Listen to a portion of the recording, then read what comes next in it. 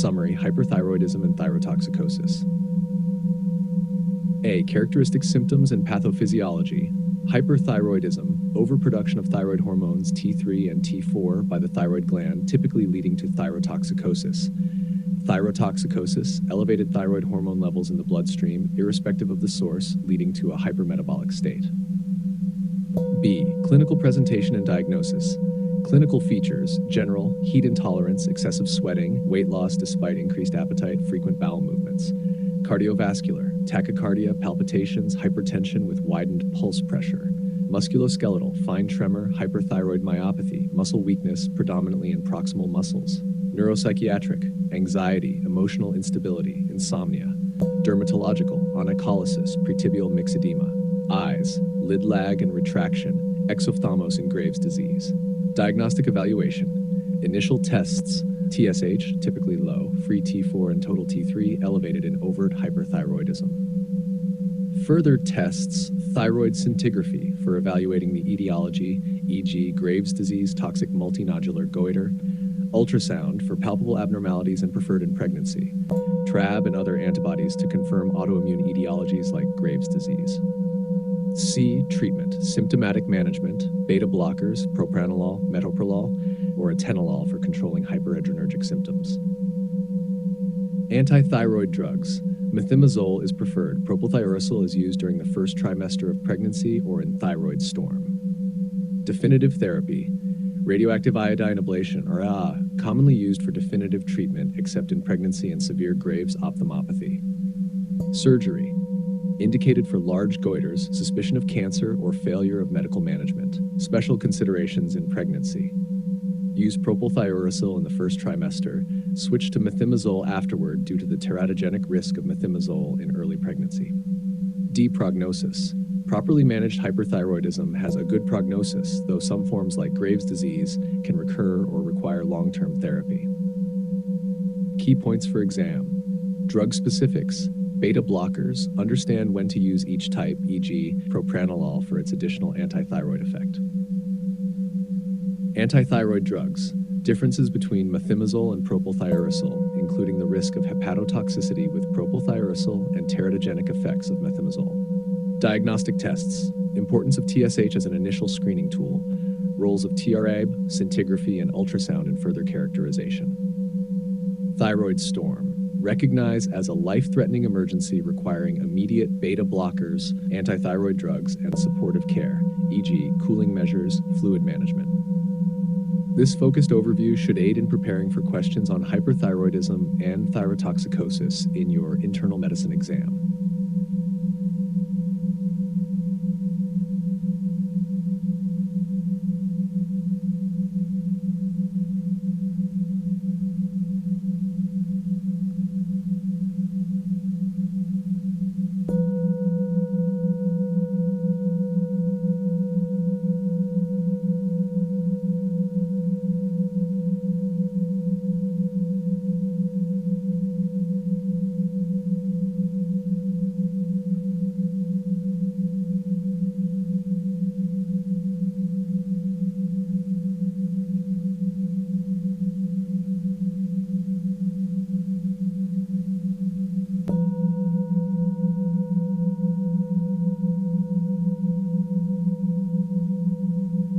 Evaluation and management of a palpable thyroid nodule with symptoms of hyperthyroidism.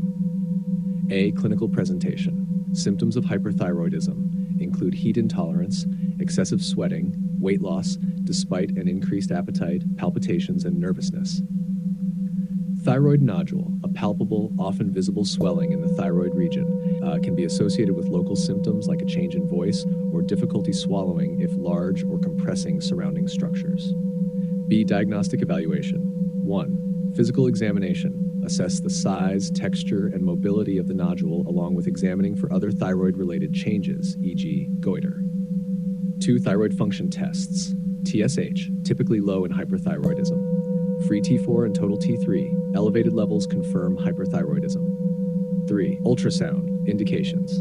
All palpable nodules should be assessed with ultrasound to determine the size, composition, solid or cystic, and presence of suspicious features, e.g. irregular margins, microcalcifications. 4. Thyroid scintigraphy. Indications useful for determining the functional status of the nodule.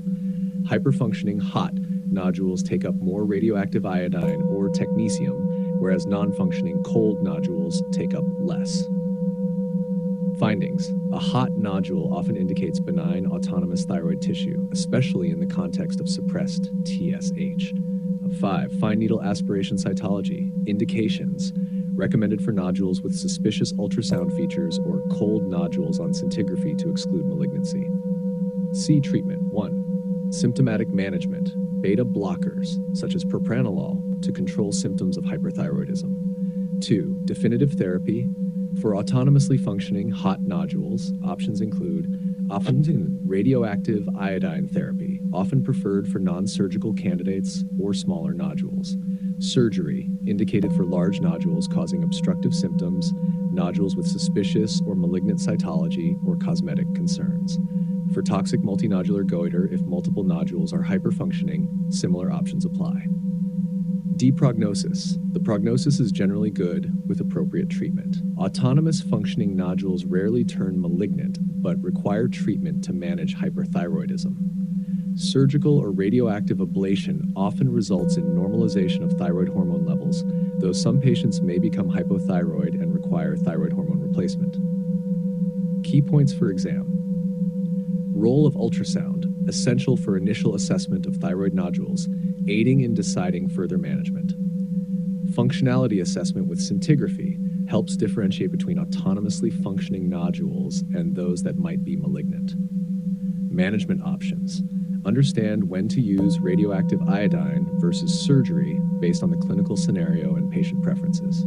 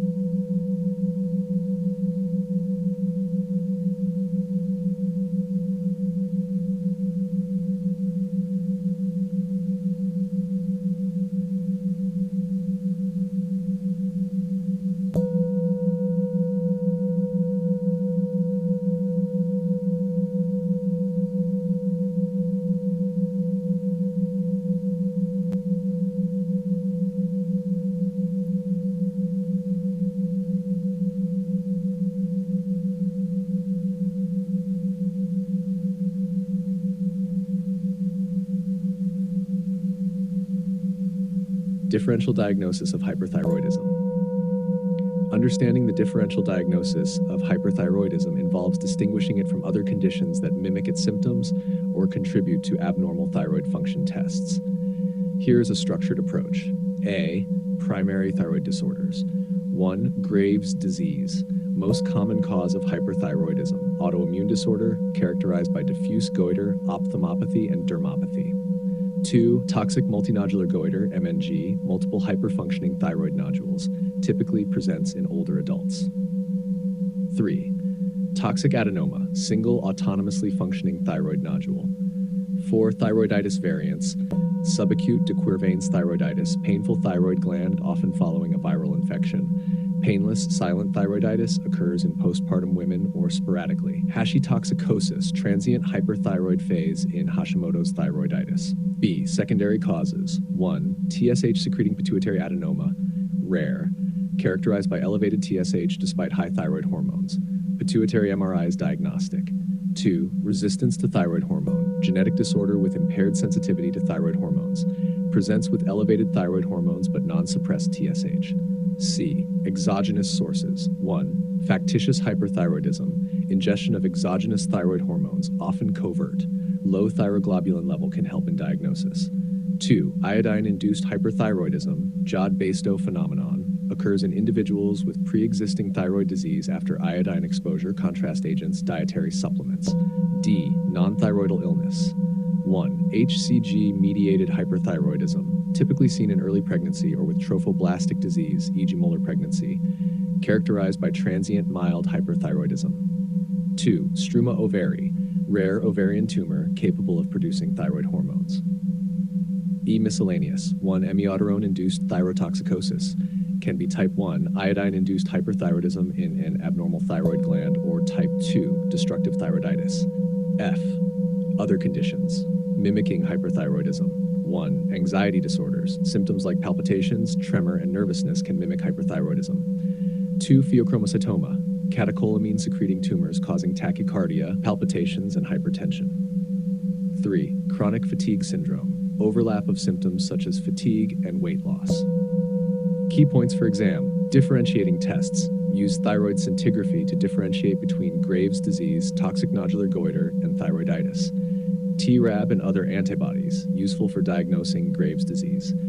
Thyroglobulin levels, helpful in distinguishing endogenous from exogenous sources of hyperthyroidism. Scenarios requiring specific attention. Remember unique presentations like iodine-induced hyperthyroidism or factitious disorder to tackle trickier exam questions. These considerations ensure a comprehensive evaluation and understanding of potential causes of hyperthyroidism, important for both clinical practice and exams.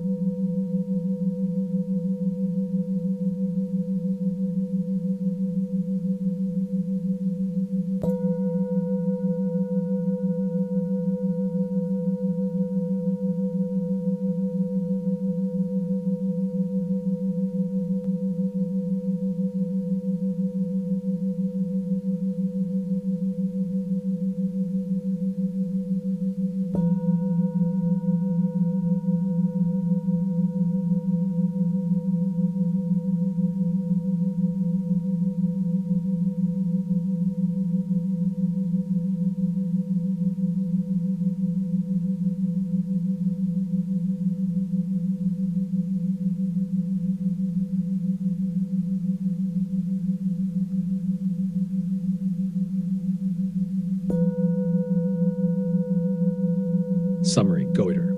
A. Definition and classification. Goiter, any abnormal enlargement of the thyroid gland. Classification based on WHO, grade 0, no goiter palpable or visible. Grade 1, palpable goiter, not visible when neck is in a normal position. Grade 2, clearly visible swollen neck consistent with goiter on palpation. B. Etiology. Common causes, iodine deficiency, leading cause worldwide. Autoimmune diseases, Hashimoto's thyroiditis, hypothyroid, Graves' disease, hyperthyroid, thyroid neoplasms, cysts, adenomas, carcinomas, ingestion of goitrogens, substances that disrupt thyroid function, e.g. lithium carbonate, elevated TSH production, pituitary adenoma or resistance to thyroid hormone. C. Clinical features, symptoms, often asymptomatic, can present with symptoms of hyperthyroidism or hypothyroidism depending on the underlying cause. Obstructive symptoms occur with large goiters and include exertional dyspnea, stridor, wheezing, tracheal compression, and dysphagia, esophageal compression. Pemberton's sign, facial plethora with arm elevation indicating a large goiter obstructing venous return from the thoracic inlet. D. Diagnostics, initial evaluation, palpation, to assess the presence and size of the goiter, TSH levels, primary screening to evaluate thyroid function, ultrasound to determine size, nodularity, and consistency.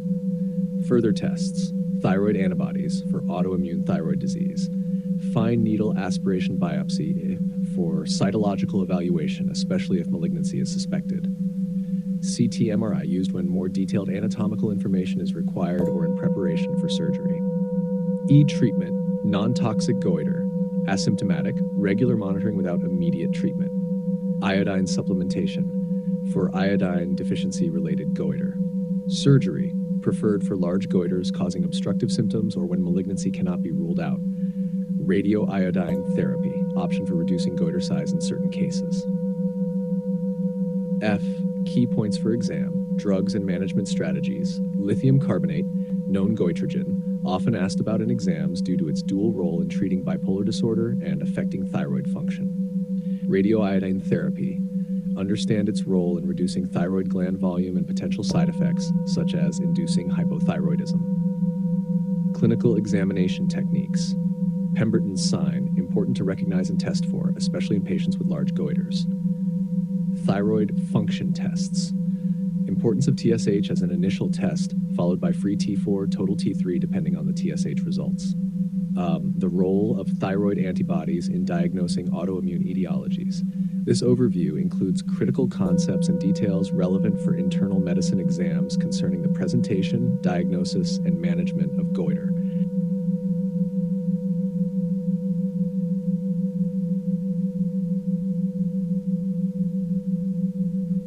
Risk factors of thyroid cancer in patients with nodular goiter. When considering thyroid cancer in patients with nodular goiter, it's important to identify specific risk factors that increase the likelihood of malignancy. These risk factors are crucial for diagnostic decision-making and management strategies. A. Demographic and personal history. Risk factors. 1. Age and gender. Extreme ages, younger than 20 or older than 70, have a higher risk of malignancy. Females have a higher incidence of thyroid nodules, but males have a higher probability of malignant nodules. 2. Family history. Familial thyroid cancers like medullary thyroid cancer associated with RET mutations.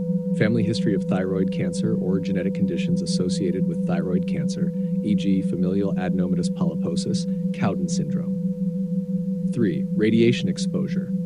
History of head and neck radiation, particularly during childhood. Exposure to radiation from nuclear accidents, e.g. Chernobyl, Fukushima.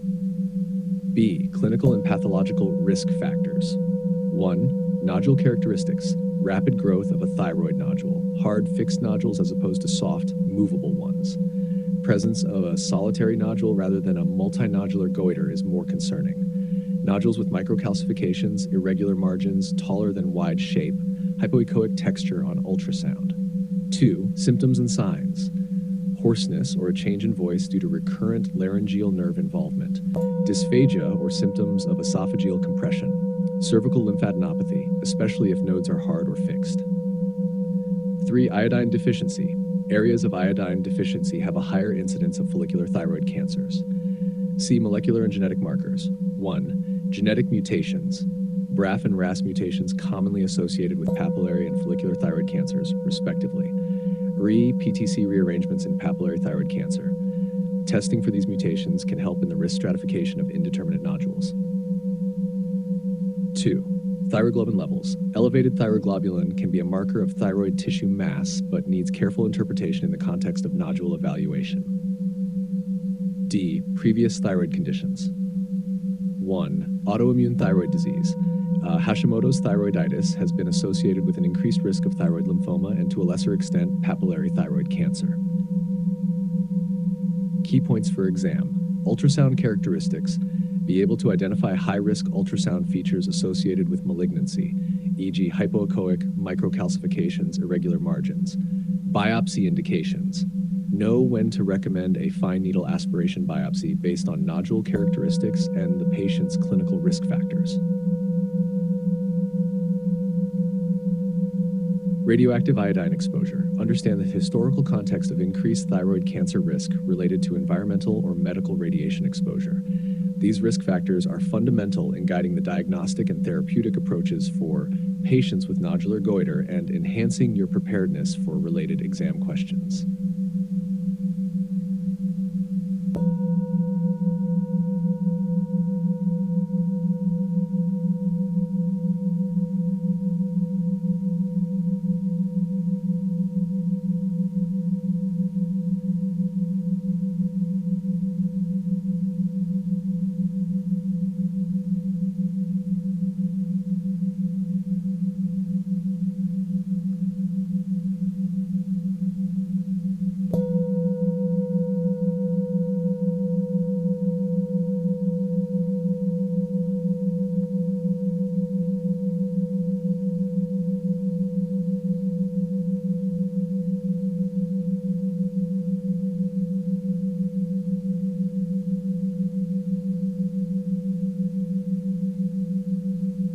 Indications for thyroidectomy and radioiodine treatment in patients with nodular goiter. A. Thyroidectomy. Thyroidectomy, the surgical removal of part or all of the thyroid gland, is indicated under specific circumstances in patients with nodular goiter. 1. Suspicion or presence of malignancy. confirmed thyroid cancer or highly suspicious cytology on fine needle aspiration biopsy, FNAB. Nodules with concerning features on ultrasound that are cytologically indeterminate but clinically suspicious. 2. Large or symptomatic goiters causing compression. Goiters causing obstructive symptoms such as dysphagia, dyspnea, or significant cosmetic concerns. Goiters that compress the trachea or esophagus, particularly if rapid growth is observed. 3. Recurrent nodular goiter. Recurrence after previous non-surgical treatments such as radioiodine therapy, especially if symptomatic or growing. 4. Failure of medical management. Nodules that continue to enlarge or remain symptomatic despite adequate medical management, including suppression with thyroid hormone. 5. Retrosternal goiters. Goiters extending substernally that cannot be managed adequately with radioiodine or if there's a concern about the airway. 6. Patient preference. Patients who prefer surgical management over other therapies for various personal reasons, including avoidance of radiation exposure. B. Radioiodine treatment. Radioiodine treatment involves the administration of radioactive iodine, I-131, to ablate thyroid tissue. It is generally used in the following scenarios. 1. Hyperfunctioning thyroid nodules. Toxic adenomas or toxic multinodular goiter causing hyperthyroidism where thyroidectomy might be contraindicated due to comorbidities or patient preference. 2. Reduction of goiter size. In euthyroid patients with large multinodular goiters to reduce size and alleviate mild compression symptoms, particularly in elderly or high surgical risk patients. 3. Adjuvant therapy post-thyroidectomy for patients with thyroid cancer to ablate residual thyroid tissue or metastatic disease after surgical resection.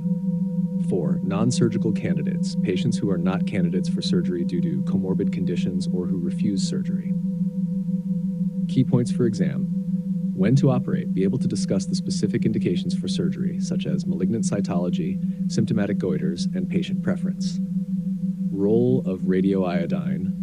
Understand the therapeutic use of radioiodine in managing hyperfunctioning nodules and its role in reducing the volume of the thyroid gland. Surgical risks and benefits. Discuss the potential complications of thyroidectomy, such as hypothyroidism, recurrent laryngeal nerve injury, and hypoparathyroidism, and compare these with the benefits in scenarios where surgery is indicated.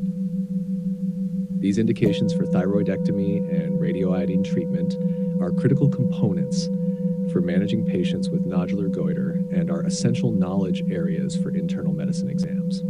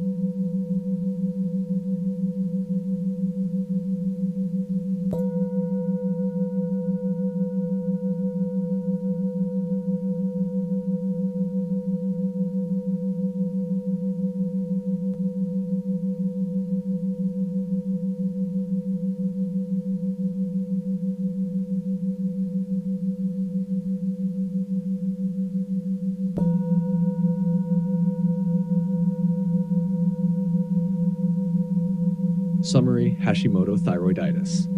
A. Epidemiology. Prevalence: approximately 5% in the U.S., most common cause of hypothyroidism in iodine-sufficient areas. Demographics: predominantly affects women, female to male ratio of 7:1, with a peak incidence in the 30 to 50 age group. B. Pathophysiology. Etiology: autoimmune disorder where genetic and environmental factors contribute, associated with HLA-DR3 and DR5. Mechanism: activation of T cells and B cells leads to production of thyroid peroxidase antibodies, TPOEs, and thyroglobulin antibodies, TGABs, causing progressive destruction of thyroid tissue. C. Clinical features: early stage, often asymptomatic or presents with transient thyrotoxicosis, Hashitoxicosis due to follicular rupture. Symptoms of thyrotoxicosis: irritability, heat intolerance, diarrhea. Goiter: typically non-tender, rubbery, and moderately enlarged. Late stage: hypothyroidism manifests as cold intolerance, constipation, fatigue, weight gain. Thyroid gland may be normal-sized or atrophied due to fibrosis. D. Diagnostics, thyroid function tests, TFTs. Early, possible transient hashitoxicosis, TSH, FT3, FT4. Progression, subclinical hypothyroidism, mildly TSH, normal FT3 and FT4. Late overt hypothyroidism, TSH, FT4, FT3. Thyroid antibodies, anti-TPO-ABs, positive in up to 95% of patients. Anti-TGABs, positive in 60 to 80% of patients. Ultrasound shows diffuse hypoechogenicity or heterogeneous enlargement, useful for ruling out other thyroid pathologies. E-management, levothyroxine therapy, overt hypothyroidism, full-dose levothyroxine in young, healthy patients, or lower dose depending on age and comorbidities.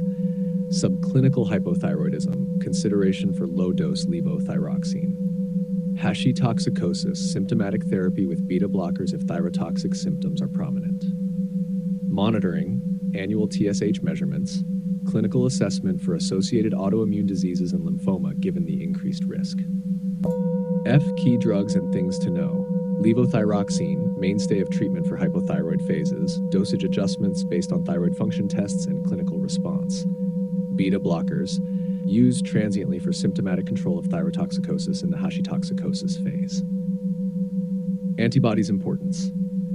High anti-TPO-AB titers not only help in diagnosing, but are also associated with a higher risk of developing other autoimmune conditions.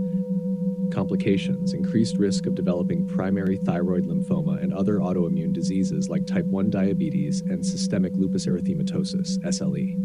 This focused overview provides a comprehensive understanding of Hashimoto thyroiditis relevant for internal medicine exam preparation, highlighting critical aspects of epidemiology, pathophysiology, clinical presentation, diagnostics, management, and complications.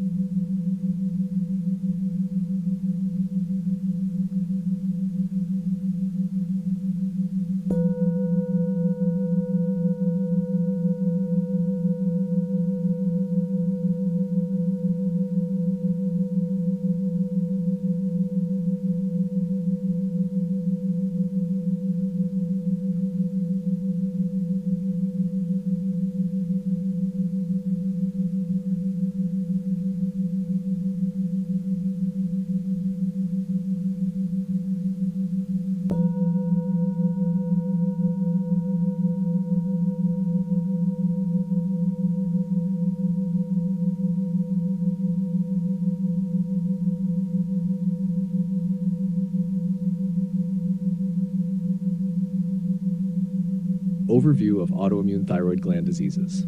Autoimmune thyroid diseases, AITDs, are characterized by the immune system's attack on thyroid tissues, leading to either hypothyroidism or hyperthyroidism, depending on the disease mechanism.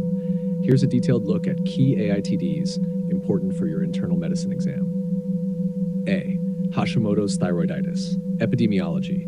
Most common cause of hypothyroidism in iodine-sufficient areas, predominantly affects women, 7:1 female-to-male ratio. Pathophysiology. T cells and B cells attack thyroid peroxidase, TPO, and thyroglobulin, leading to thyroid destruction. Clinical features. Begins with euthyroidism, often progresses to hypothyroidism. Early transient hyperthyroidism, hashitoxicosis might occur. Diagnosis: elevated TPO antibodies, TPO-AB, thyroglobulin antibodies, TGAB, and variable TSH levels depending on stage. Treatment: levothyroxine for hypothyroidism, VDAB blockers for symptomatic thyrotoxicosis. B. Graves' disease. Epidemiology: most common cause of hyperthyroidism. Pathophysiology: autoantibodies stimulate the TSH receptor, causing increased thyroid hormone synthesis and release. Clinical features: hyperthyroid symptoms, e.g. weight loss, irritability, heat intolerance, goiter, exophthalmos, Graves' ophthalmopathy, and pretibial myxedema. Diagnosis: low TSH, elevated free T4 and T3, positive TSH receptor antibodies, Treatment: antithyroid drugs, methimazole, propylthiouracil, radioactive iodine ablation, or surgery. C. Postpartum thyroiditis. Epidemiology: occurs in 5 to 10% of women postpartum. Pathophysiology: autoimmune inflammation leading to transient thyrotoxicosis followed by hypothyroidism. Clinical features: initially mild thyrotoxic symptoms followed by hypothyroid symptoms, like many women return to euthyroid state. Diagnosis: transiently low TSH followed by elevated TSH, positive TPOeb. Treatment: symptomatic treatment for thyrotoxic phase, beta blockers, and levothyroxine for hypothyroid phase if symptoms persist. HER-D, silent thyroiditis. Similar to postpartum thyroiditis but occurs in men and non-postpartum women. Features a painless, self-limiting course with phases of hyperthyroidism followed by hypothyroidism returning to euthyroid. E. subacute thyroiditis, de Quervain's, although primarily considered a viral-induced thyroiditis, it has autoimmune components.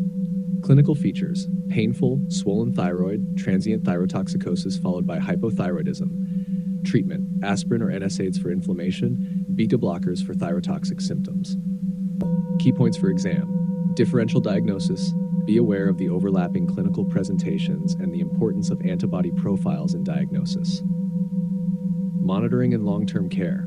AITDs require regular monitoring of thyroid function tests and adjustments in therapy based on the phase of the disease. Associated conditions. Patients with AITDs often have other autoimmune disorders, e.g. type 1 diabetes, celiac disease, which should be considered during patient evaluation. Autoimmune thyroid diseases represent a spectrum where immunological dysfunction leads to distinct clinical disorders, each with unique management strategies. Understanding these differences is crucial for diagnosis, treatment, and monitoring of patients with these conditions.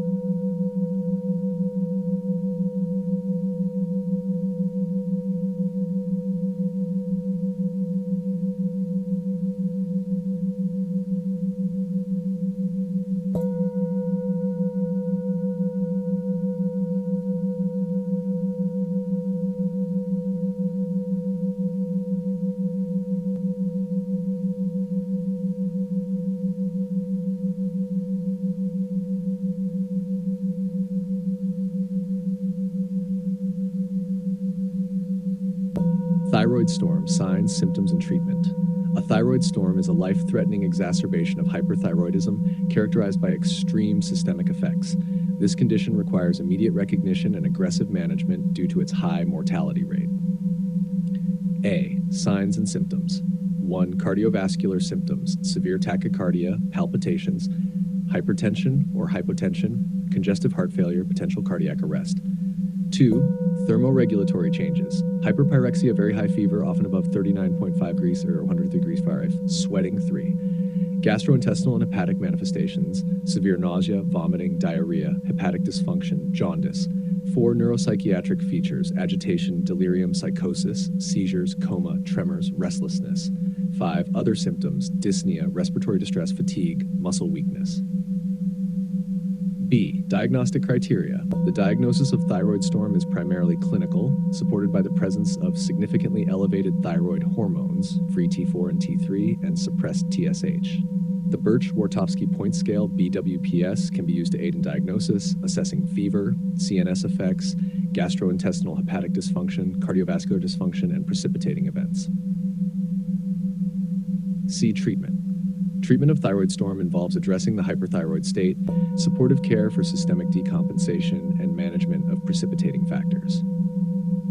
1. Supportive care: aggressive cooling with antipyretics and cooling blankets, intravenous fluids to correct dehydration and electrolyte imbalances, oxygen supplementation and mechanical ventilation if needed. Antithyroid therapy, propylthiouracil, PTU, preferred initially because it inhibits new hormone synthesis and peripheral conversion of T4 to T3. Administer 500 to 600 milligrams loading dose orally or via nasogastric tube, followed by 250 milligrams every 4 hours.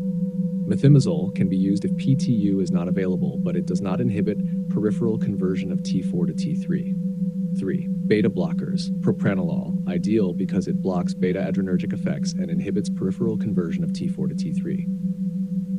Dose, 1 to 2 milligrams intravenously every 4 hours or 40 to 80 milligrams orally every 6 hours.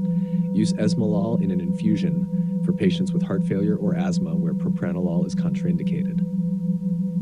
4. Iodine therapy, administered 1 to 2 hours after antithyroid drugs to prevent the thyroid gland from synthesizing and releasing thyroid hormones.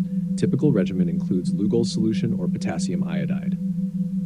5. Corticosteroids, hydrocortisone 300 milligrams initially followed by 100 milligrams every 8 hours intravenously. This helps to reduce T4 to T3 conversion and treats potential relative adrenal insufficiency. 6. Treatment of underlying causes. Address any precipitating factors such as infection, diabetic ketoacidosis, or recent surgery with appropriate therapies. 7. Monitoring and follow-up. Continuous monitoring of cardiac rhythm, temperature, and mental status. Frequent reassessment of thyroid function and adjustment of therapy based on clinical response. Key points for exam. Recognize the life-threatening nature of thyroid storm and the importance of rapid and aggressive treatment. Understand the multimodal approach to management, including the use of antithyroid drugs, beta blockers, iodine therapy, and corticosteroids. Awareness of precipitating factors and the importance of addressing these concurrently. Thyroid storm is a critical emergency in endocrine management, and understanding its complex treatment protocol is crucial for any medical professional, particularly those preparing for internal medicine examinations.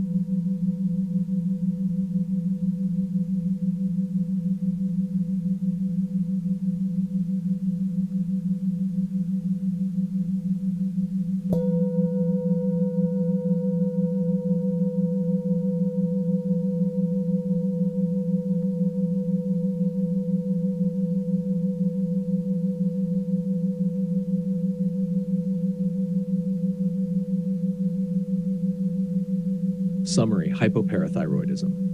A definition and etiology. Hypoparathyroidism, a condition characterized by insufficient parathyroid hormone PTH production, leading to hypocalcemia and associated metabolic imbalance. Common causes. Postoperative, most common due to accidental damage to the parathyroid glands during thyroid or neck surgery. Autoimmune, the immune system attacks the parathyroid glands. Congenital, disorders like DiGeorge syndrome, which involve parathyroid gland aplasia or hypoplasia.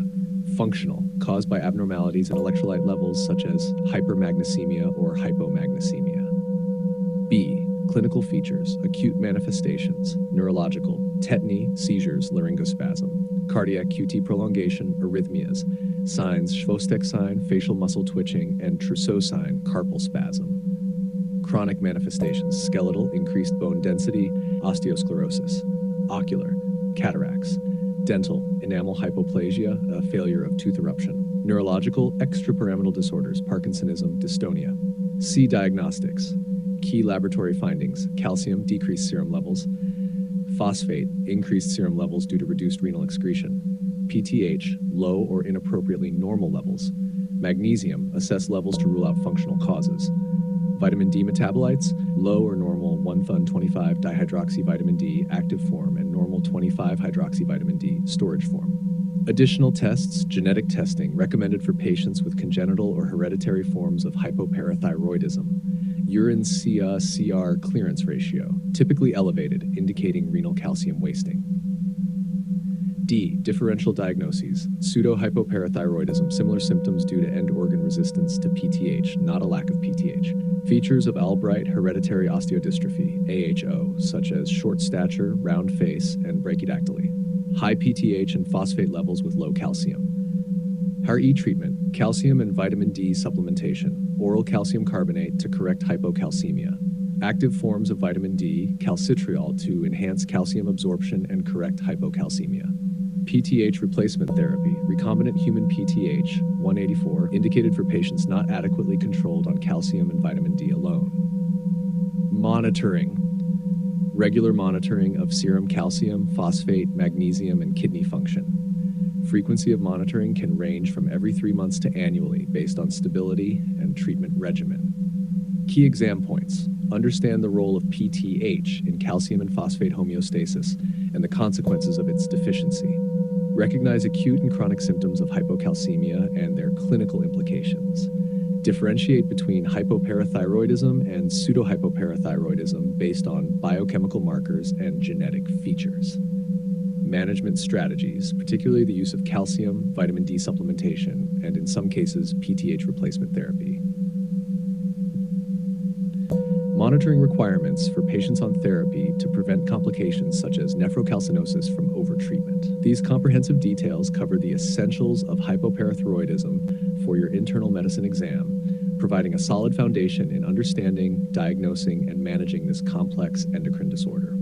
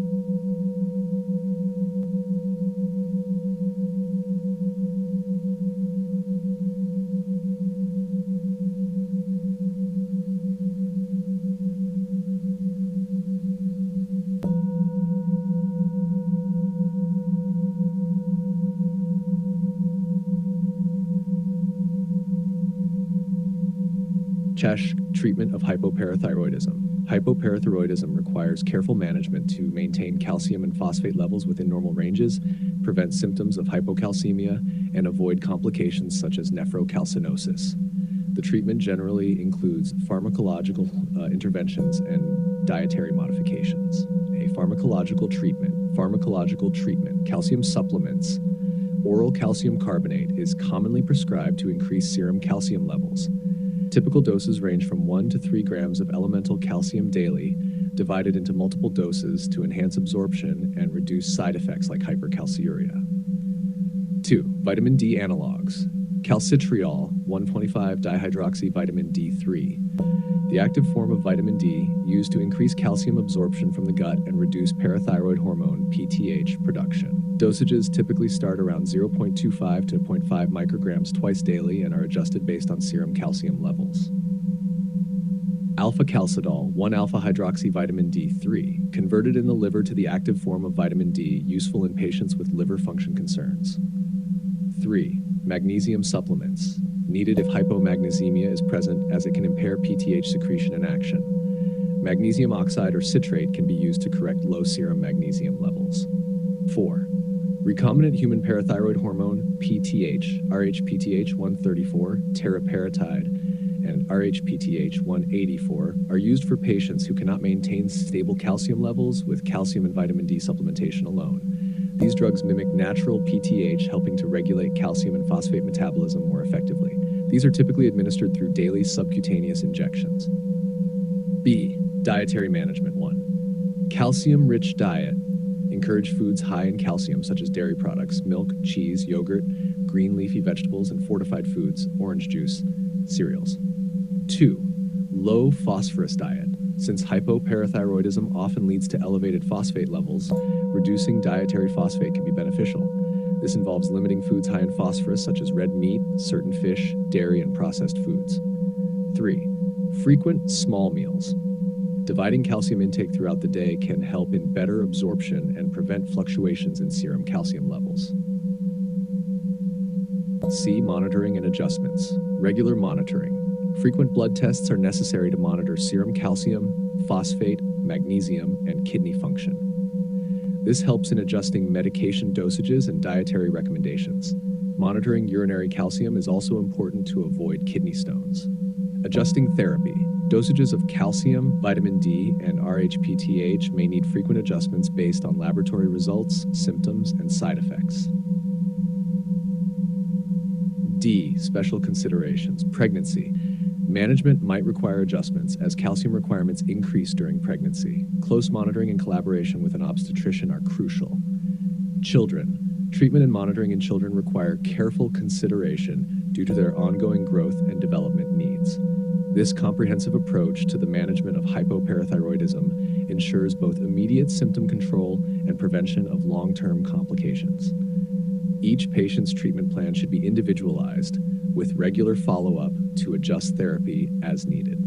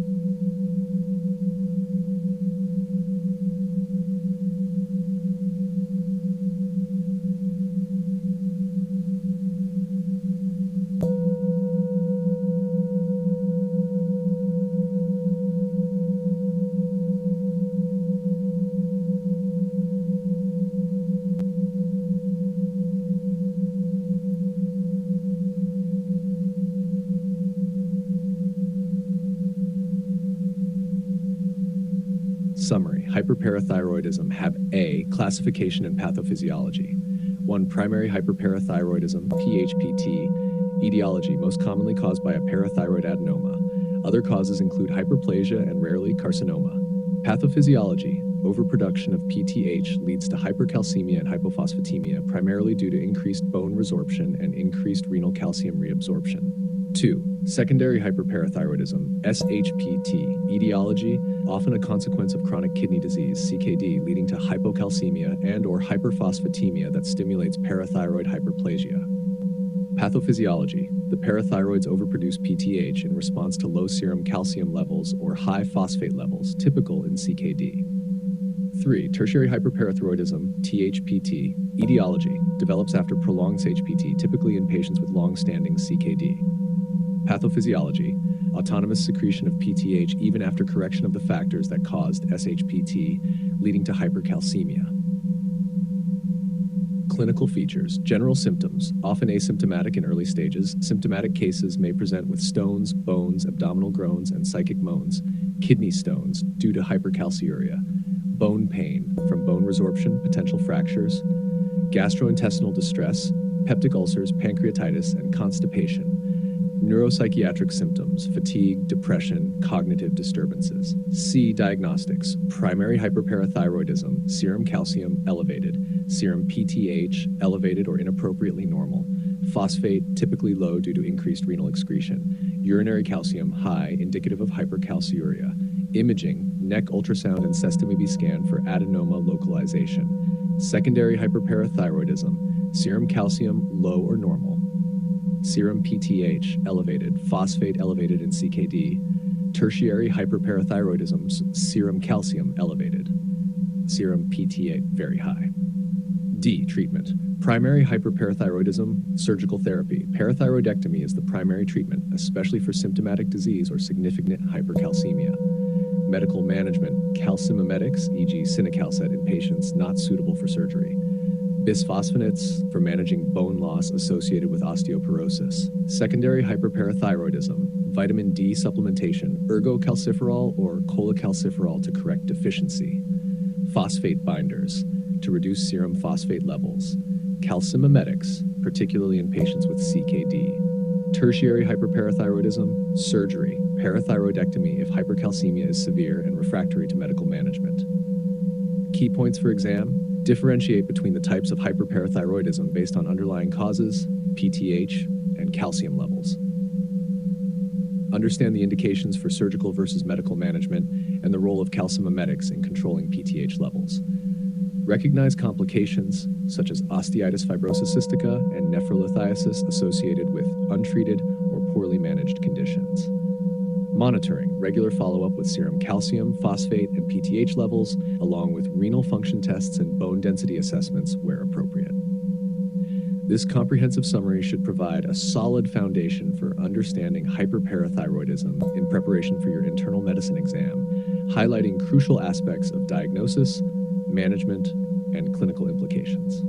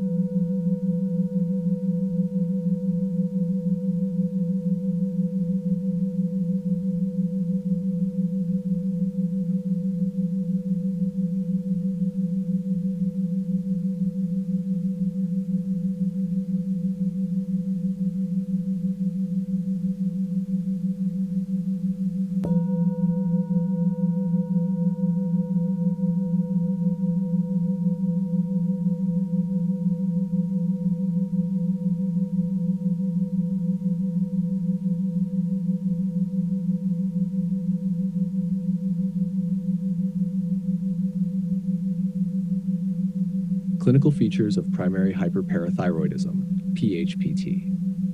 Primary hyperparathyroidism is an endocrine disorder characterized by the overproduction of parathyroid hormone, PTH, which leads to abnormalities in calcium, phosphate, and bone metabolism. The clinical presentation can vary from asymptomatic to a classic constellation of symptoms, often summarized by the phrase stones, bones, abdominal groans, and psychic moans. A. Hypercalcemic symptoms. Patients with PHPT often present with hypercalcemia, which can manifest as 1. Renal symptoms, nephrolithiasis, kidney stones, one of the most common symptoms occurring due to increased calcium levels in the urine. Nephrocalcinosis, calcification in the renal tubules, which can lead to renal insufficiency. Polyuria and polydipsia, resulting from impaired concentrating ability of the kidney. 2. Neurological symptoms, fatigue and weakness. Common but non-specific symptoms. Cognitive dysfunction, including confusion, decreased concentration, and in severe cases, stupor or coma. Muscle weakness, particularly in proximal muscles affecting mobility. 3. Gastrointestinal symptoms, peptic ulcers, increased gastric acid secretion due to elevated calcium levels. Pancreatitis, likely related to high calcium levels. Constipation, along with other digestive disturbances such as abdominal pain and nausea. 4. Cardiovascular symptoms, hypertension. High blood pressure can be exacerbated by high calcium levels. Short QT syndrome, manifested on an electrocardiogram due to hypercalcemia. B. Skeletal symptoms, bones. The prolonged effect of excess PTH on bones can lead to various skeletal manifestations. 1. Osteitis fibrosis cystica, a severe form of bone disease where increased bone resorption leads to weakened bones, bone pain, and fractures. This condition is now rare due to earlier diagnosis and treatment. 2. Generalized osteopenia and osteoporosis, increased fracture risk, particularly in the spine, hips, and wrists. C. Psychological symptoms, psychic moans, mood changes. Depression and anxiety are more common in PHPT patients than in the general population. Cognitive impairment. Memory loss and confusion can also occur, sometimes mistaken for other neurodegenerative disorders. D. Other clinical features. Hypercalcemic crisis, a life-threatening emergency characterized by severe hypercalcemia, 14 milligrams per deciliter, with acute kidney injury, cardiac arrhythmias, and neurocognitive dysfunction. Diagnostic approach. The diagnosis of PHPT is typically confirmed by laboratory tests showing elevated serum calcium, often the first clue. Elevated PTH levels, inappropriately high relative to the serum calcium level. Low to normal phosphate levels due to increased renal excretion. Increased alkaline phosphatase, reflective of bone turnover in some patients. Hash management. The primary treatment for symptomatic PHPT or significant hypercalcemia is surgical removal of the overactive parathyroid tissue, parathyroidectomy, which is curative in most cases. Asymptomatic patients might be managed conservatively with regular monitoring and management of risk factors for bone loss and kidney stones. Understanding these clinical features, along with the appropriate diagnostic tests and management strategies, is crucial for effectively recognizing and treating primary hyperparathyroidism in clinical practice and preparing for medical exams.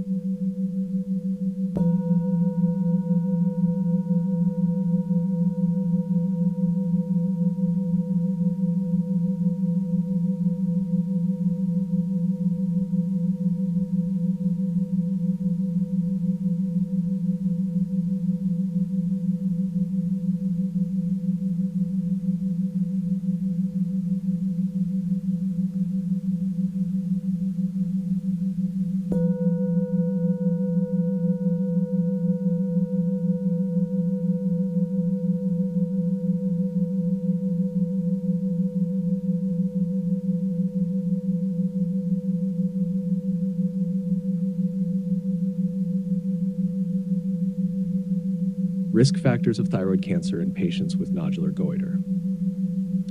When considering thyroid cancer in patients with nodular goiter, it's important to identify specific risk factors that increase the likelihood of malignancy. These risk factors are crucial for diagnostic decision-making and management strategies. A. Demographic and personal history. Risk factors. 1. Age and gender. Extreme ages, younger than 20 or older than 70, have a higher risk of malignancy.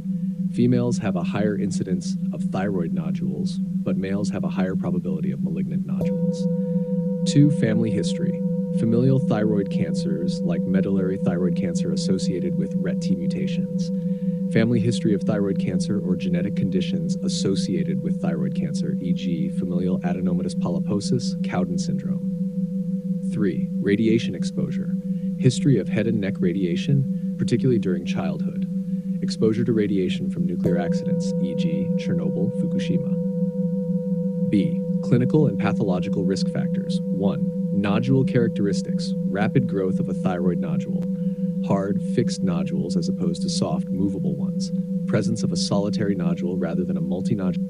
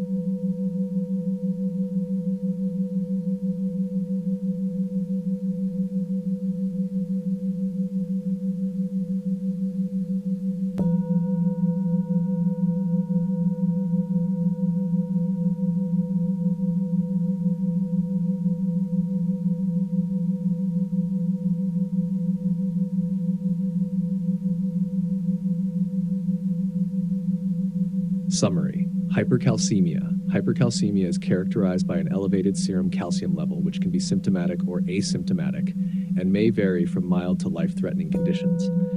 It is crucial for internal medicine exams to understand its etiology, clinical features, diagnostic approaches, and management strategies. A. Etiology. 1. PTH-mediated hypercalcemia. Primary hyperparathyroidism. Most common cause, usually due to a parathyroid adenoma or hyperplasia. Tertiary hyperparathyroidism occurs in patients with chronic secondary hyperparathyroidism from renal failure leading to autonomous gland activity. 2. Non-PTH-mediated hypercalcemia. Malignancy, commonly caused by parathyroid hormone-related protein, PTHrP, or due to osteolytic metastasis. Vitamin D excess, from oversupplementation or granulomatous diseases, e.g. sarcoidosis, producing 110-25-dihydroxyvitamin D. Medications, such as thiazide diuretics and lithium. Other causes include adrenal insufficiency, familial hypocalciuric hypercalcemia, and milk alkali syndrome. B. Clinical features. General symptoms: fatigue, weakness, and lethargy. Neurological: confusion, cognitive dysfunction, and in severe cases, coma. Gastrointestinal: nausea, vomiting, constipation, and in severe cases, pancreatitis. Renal: polyuria, nephrolithiasis, and nephrocalcinosis.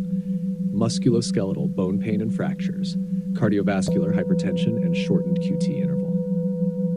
C. Diagnostics. 1. Initial tests: serum calcium, confirmed with a corrected calcium formula if albumin is abnormal. Ionized calcium, more accurate in the presence of factors affecting total calcium.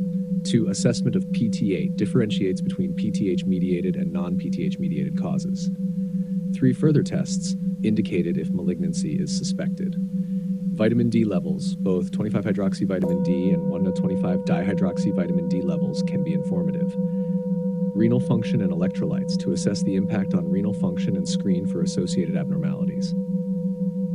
D. Treatment. 1. Mild hypercalcemia. Hydration, oral fluids encouraged. Monitor, regular follow-up with blood calcium levels. 2. Moderate to severe hypercalcemia. Fee hydration, with isotonic saline to enhance calcium excretion. Calcitonin, short-term use for rapid lowering of serum calcium. Bisphosphonates, such as zoledronic acid or pamidronate, for longer-lasting reduction of calcium levels. Steroids, used in granulomatous diseases or vitamin D toxicity to reduce calcium absorption. Dialysis, considered in refractory cases or when renal function is compromised. 3. Specific treatments. Calcimimetics, used in cases of hyperparathyroidism that are not surgical candidates. Surgery. Parathyroidectomy is definitive for primary hyperparathyroidism. Key points for exam. Understand the different causes of hypercalcemia and their specific treatments. Recognize the signs and symptoms that indicate severe hypercalcemia requiring immediate intervention. Be familiar with the diagnostic approach, especially the importance of PTH and calcium level measurements. Management strategies vary significantly based on the underlying cause and severity of hypercalcemia. This knowledge is essential not only for board exams, but also for effective clinical practice in managing patients with hypercalcemia.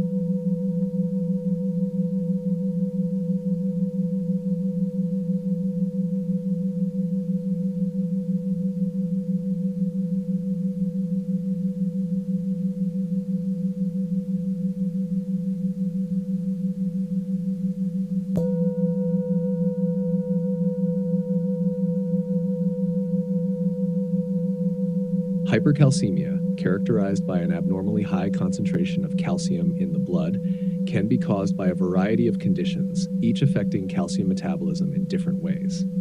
It's critical for medical professionals to understand these various etiologies, as the underlying cause dictates the approach to treatment. Here's a detailed overview of the common and some rare causes of hypercalcemia. Common causes of hypercalcemia. 1. Primary hyperparathyroidism.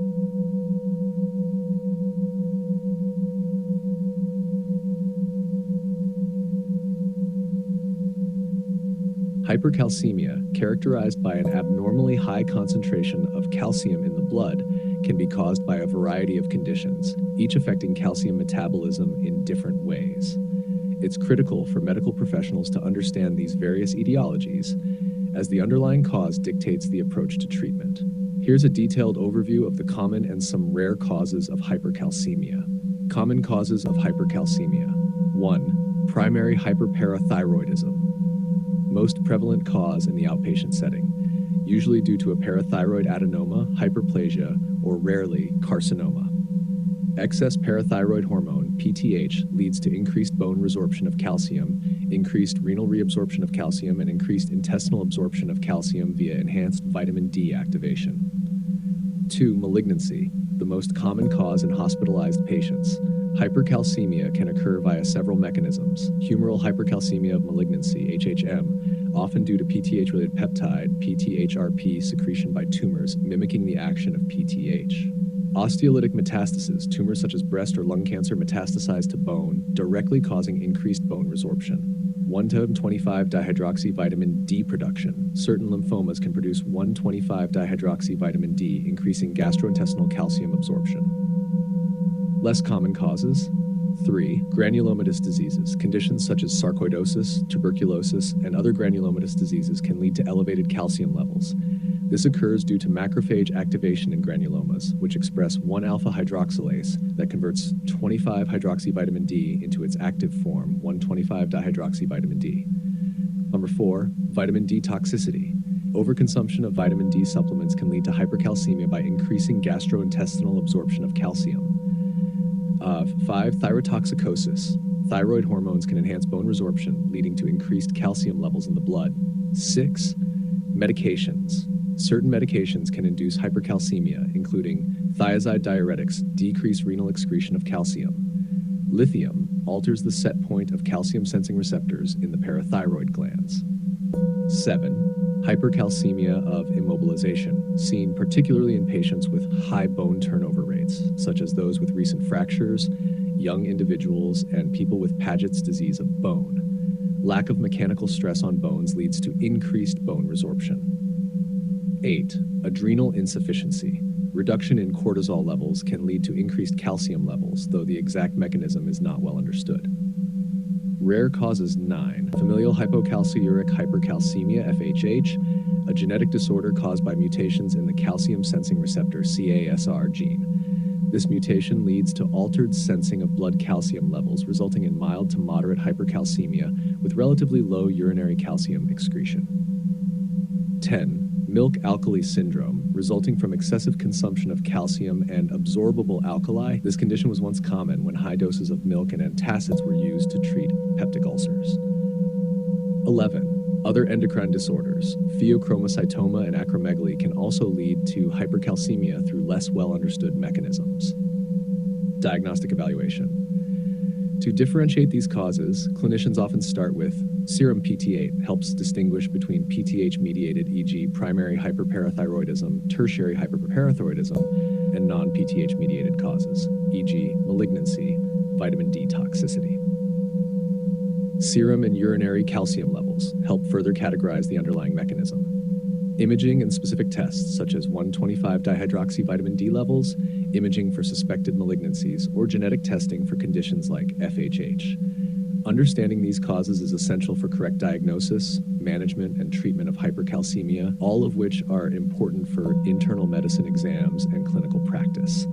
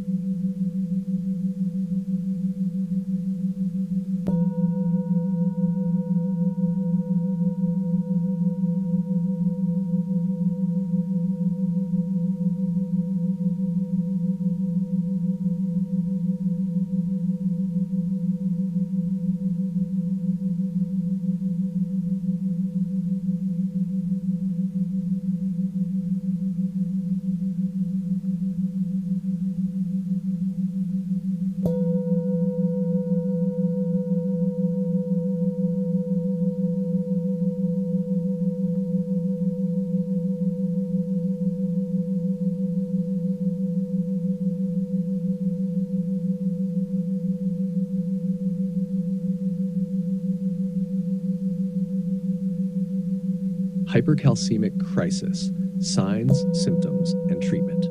A hypercalcemic crisis, often referred to as severe hypercalcemia, is a medical emergency characterized by an extremely high serum calcium level, typically exceeding 14 milligram, 3.5 millimolar. This condition can be life-threatening if not promptly treated due to the severe systemic effects it can have on multiple organ systems. Signs and symptoms. The signs and symptoms of a hypercalcemic crisis can vary widely and may affect multiple organ systems. 1. Neurological symptoms, confusion, disorientation, or altered mental status, stupor or coma in severe cases, muscle weakness, which may be profound.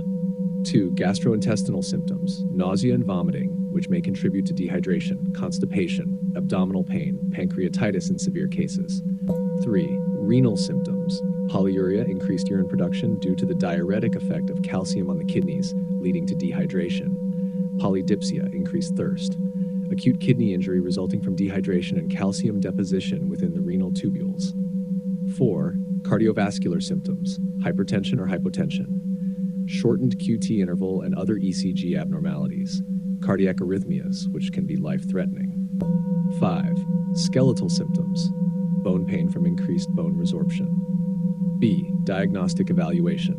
The diagnosis of hypercalcemic crisis primarily involves blood tests, measurement of total and ionized calcium levels with a focus on confirming significantly elevated calcium, assessment of parathyroid hormone, PTH, to differentiate between PTH-mediated causes, such as primary hyperparathyroidism, and non-PTH-mediated causes, like malignancy or vitamin toxicity.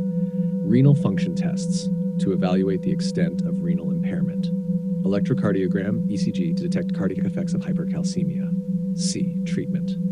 Immediate and aggressive treatment is necessary to manage a hypercalcemic crisis and prevent irreversible organ damage or death. 1. Intravenous fluids. Rehydration with IV saline. The first and most critical step is to administer large volumes of isotonic saline to restore intravascular volume, enhance renal calcium excretion, and dilute serum calcium. 2. Medications. Calcitonin provides a rapid but temporary reduction in serum calcium levels by inhibiting osteoclast activity and increasing renal calcium excretion, administered via injection. Bisphosphonates, such as zoledronic acid or pamidronate, reduce calcium levels by inhibiting bone resorption. They take longer to act than calcitonin but provide a more sustained effect. Glucocorticoids, useful in cases of vitamin D-mediated hypercalcemia to reduce intestinal calcium absorption and decrease bone resorption. Loop diuretics. After adequate rehydration, drugs like furosemide may be used to promote calcium excretion. However, their use is secondary to fluid administration and must be carefully managed to avoid exacerbating dehydration. 3. Dialysis. In cases of renal failure or when hypercalcemia is resistant to other treatments, dialysis can be an effective method to rapidly lower serum calcium levels. 4. Management of underlying cause. Simultaneously with the emergency management, it's crucial to identify and address the underlying cause of the hypercalcemia, whether it requires surgical intervention, as in hyperparathyroidism, or cancer therapy. 5. Monitoring and supportive care. Continuous monitoring of cardiac function, fluid status, and calcium levels is essential during the acute management phase. Supportive care for symptoms such as nausea, pain, and neurological effects is also important. Prompt recognition and aggressive treatment are crucial to managing a hypercalcemic crisis effectively, preventing complications, and improving patient outcomes. This emergency condition is a critical topic for understanding in internal medicine due to its complex management and potential severity.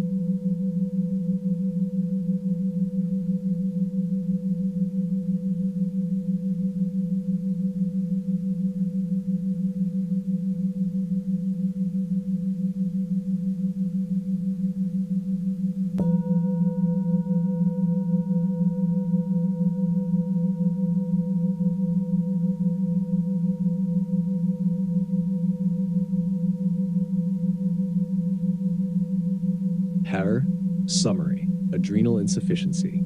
Adrenal insufficiency is a disorder characterized by inadequate production of adrenocortical hormones. It's essential for medical professionals to recognize its types, clinical features, diagnostic methods, and treatment strategies. A. Classification. Adrenal insufficiency is classified into 3 types based on the level of hormonal control disruption. 1. Primary adrenal insufficiency, Addison's disease. Dysfunction originates at the adrenal glands. 2. Secondary adrenal insufficiency, due to inadequate secretion of ACTH from the pituitary gland. 3. Tertiary adrenal insufficiency, caused by impaired secretion of CRH from the hypothalamus.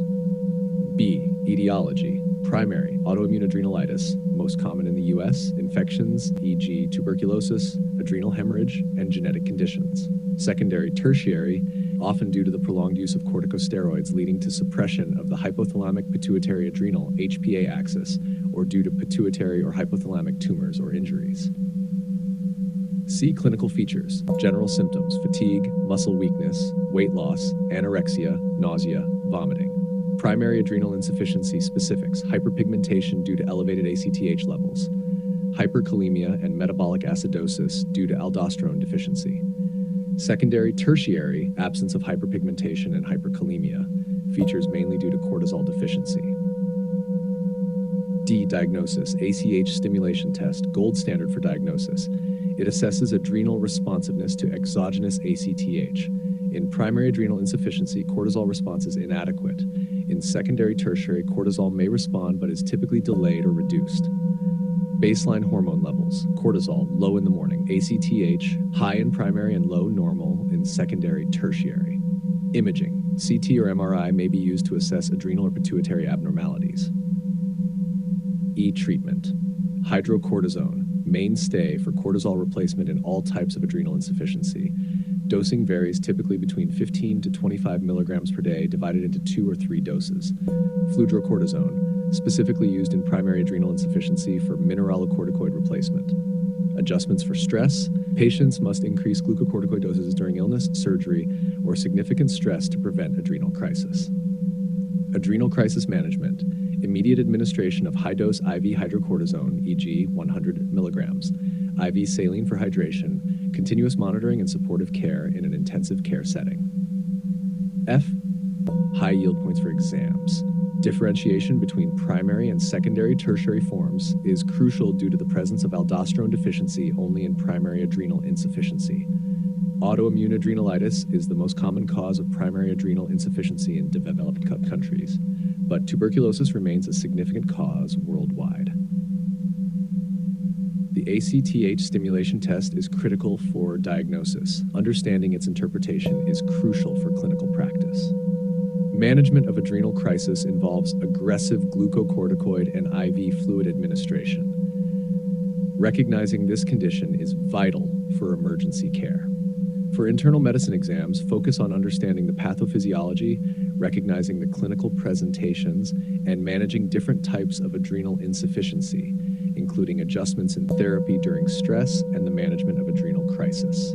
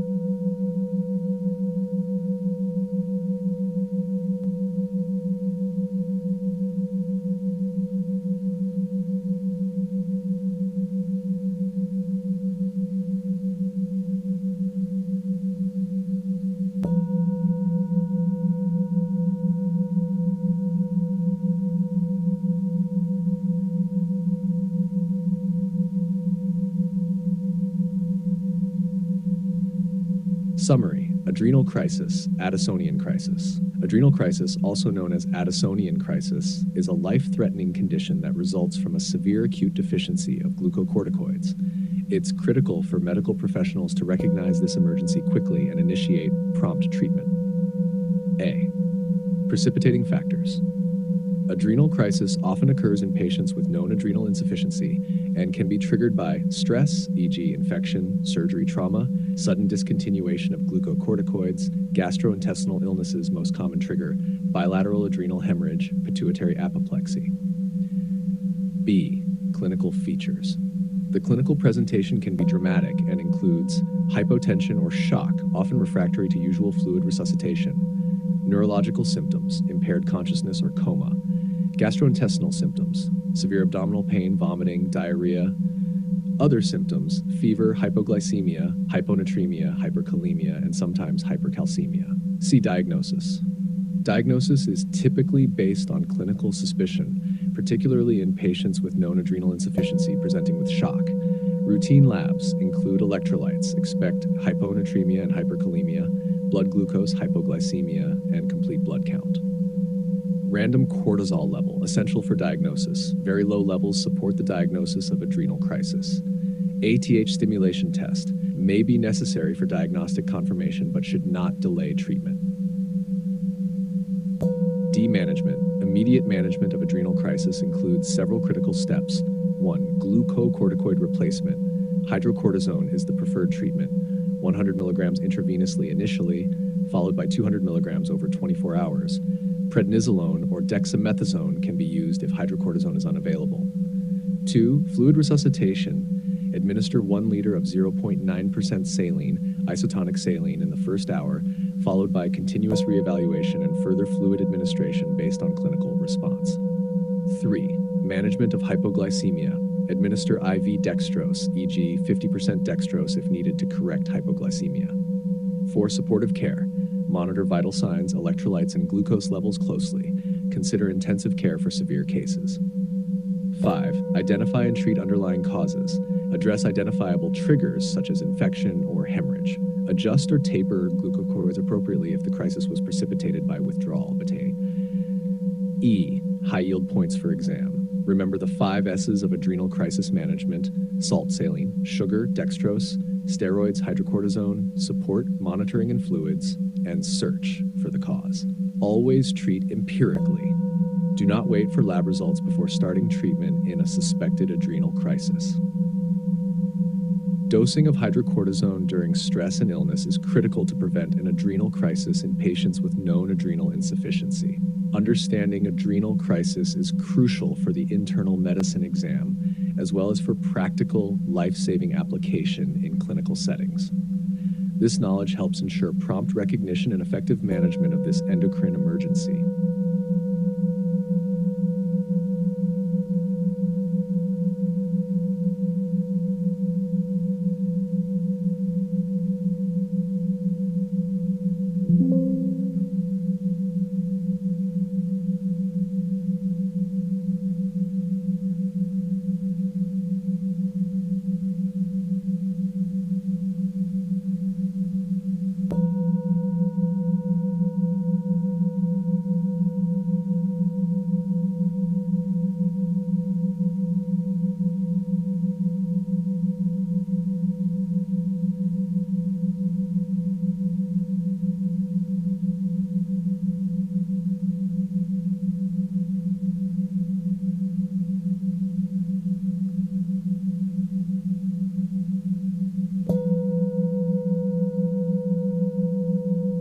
An adrenal crisis typically occurs in a clinical setting where patients with known or undiagnosed adrenal insufficiency face an acute exacerbation due to an additional stress or precipitating factor. Recognizing the settings and circumstances that can lead to an adrenal crisis is crucial for timely intervention and management. Here's an overview of the typical clinical settings and scenarios in which an adrenal crisis may occur. 1. Underlying adrenal insufficiency. Patients with known primary, secondary, or tertiary adrenal insufficiency are at risk, especially if they are not on adequate glucocorticoid replacement therapy, they fail to increase their glucocorticoid dosage during periods of increased stress or illness as required, NARP2 precipitating factors. Several factors can precipitate an adrenal crisis, particularly in susceptible individuals. Infection. Bacterial, viral, or fungal infections can significantly stress the body. Sepsis is a common precipitant. Surgery. The physiological stress of surgery, particularly if glucocorticoid stress coverage is not adequately administered. Trauma, including physical injuries or accidents that induce significant stress on the body. Severe emotional stress, major life events, or psychological stress can precipitate a crisis. Sudden withdrawal of steroids. In patients who have been on long-term glucocorticoids, abrupt discontinuation can lead to adrenal insufficiency. Other illnesses. Any acute medical condition, such as a heart attack or severe asthma attack, can trigger a crisis if the body's demand for cortisol increases. NHARC 3. Clinical presentation. Patients experiencing an adrenal crisis may present with one or more of the following symptoms: severe fatigue, muscle weakness, severe abdominal pain, vomiting and diarrhea, dehydration, hypotension, low blood pressure that may lead to shock, altered mental status, confusion, agitation, or even coma. 4. Hospital setting. In the emergency department, it's critical for medical personnel to recognize the potential for adrenal crisis in patients presenting with shock that is refractory to usual resuscitative efforts, especially if the patient has a history of adrenal insufficiency or steroid use. HASHR 5. Diagnosis in the clinical setting. Immediate action is required, often before a full diagnosis is confirmed due to the acute nature of the crisis. Blood tests are taken to measure cortisol levels, electrolytes, sodium, potassium, renal function, and glucose levels. CH stimulation test may be performed later to confirm the diagnosis if the patient's adrenal status is unknown. NARS 6. Management. Management typically includes immediate intravenous administration of hydrocortisone, aggressive fluid resuscitation with saline to counteract dehydration and hypotension, correction of hypoglycemia with intravenous glucose, monitoring and support in an intensive care setting if necessary. Key takeaways for clinical practice. Awareness and quick action are critical in managing an adrenal crisis. Medical professionals should ensure that patients with adrenal insufficiency or those on long-term steroids are educated about the importance of adjusting their medication during periods of illness or stress. Preventative measures include stress dosing of glucocorticoids during acute illness or before surgery to avoid the onset of an adrenal crisis. Understanding these clinical settings and the management strategies is crucial for emergency care providers, endocrinologists, and all clinicians involved in the care of patients at risk for adrenal insufficiency.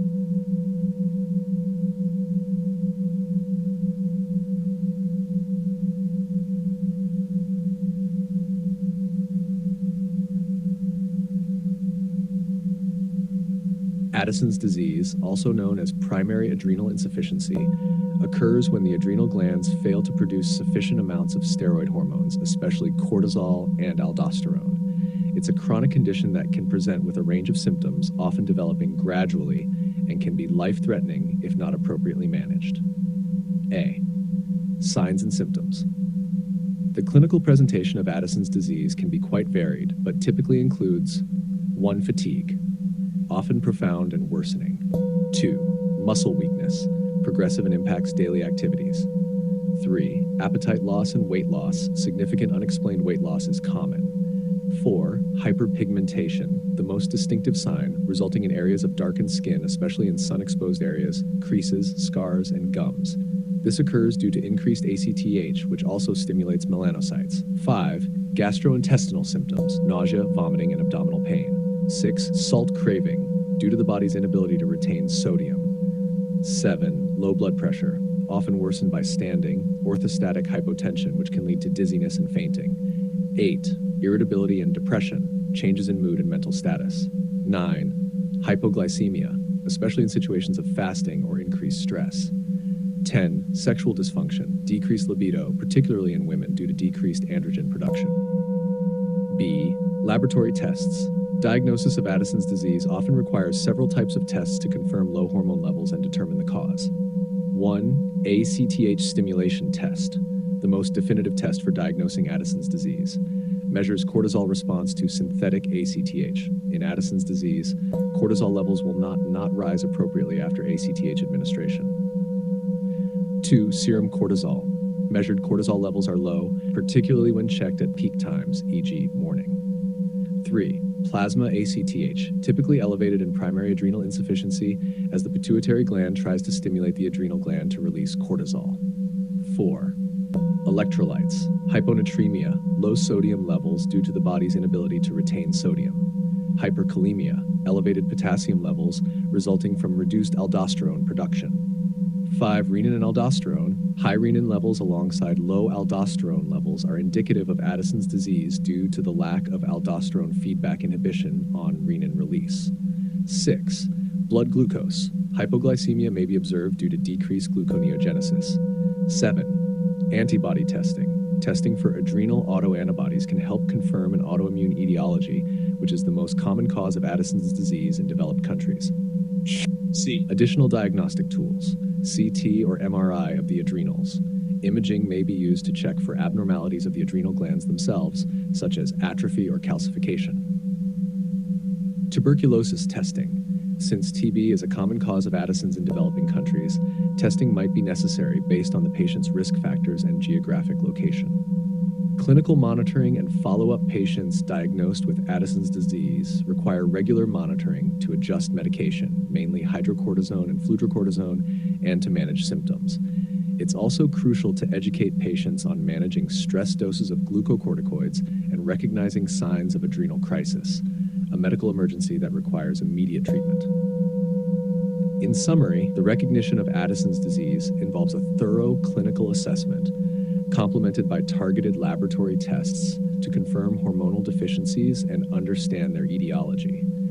Managing Addison's disease effectively requires a comprehensive approach that includes both pharmacologic therapy and patient education.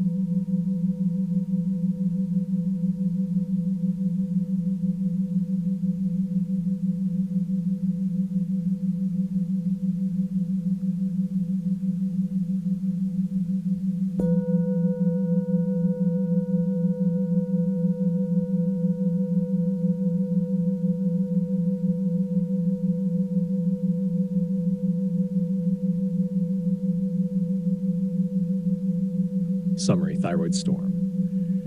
Thyroid storm, also known as thyrotoxic crisis, is a severe and potentially life-threatening exacerbation of hyperthyroidism.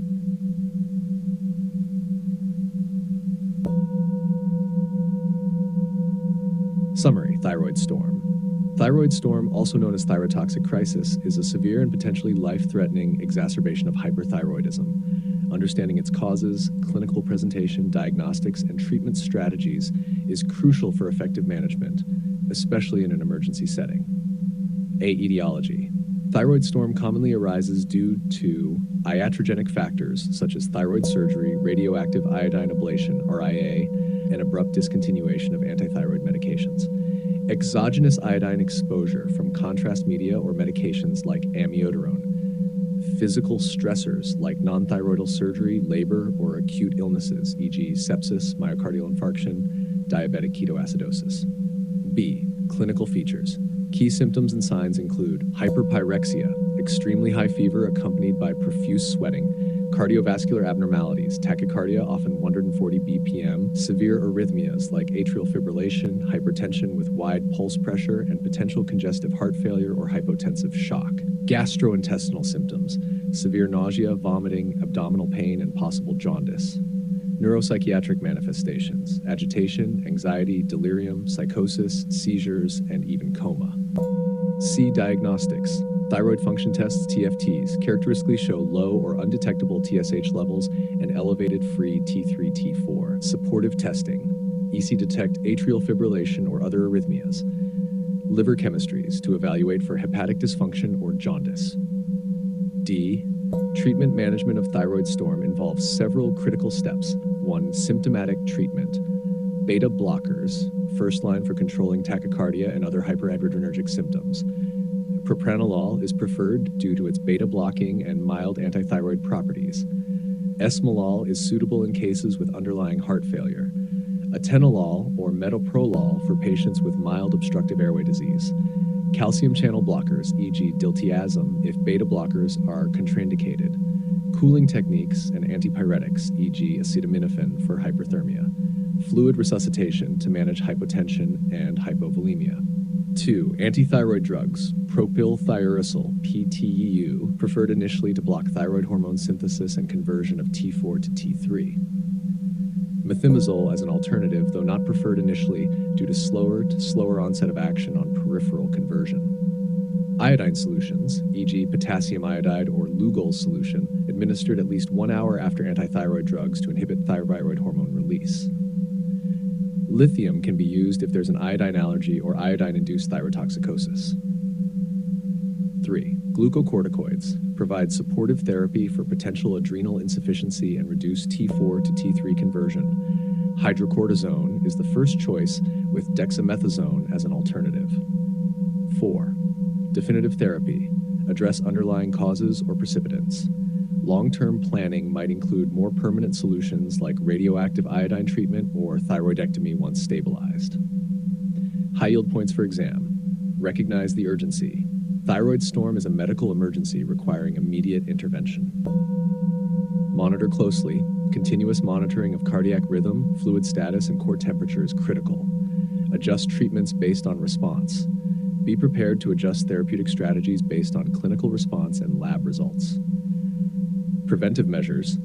Educate at-risk patients on the importance of adherence to antithyroid medications and the need to adjust dosing in times of illness or stress to prevent thyroid storm. This comprehensive understanding will aid in effectively managing patients experiencing thyroid storm and can be pivotal in reducing morbidity and mortality associated with this critical condition.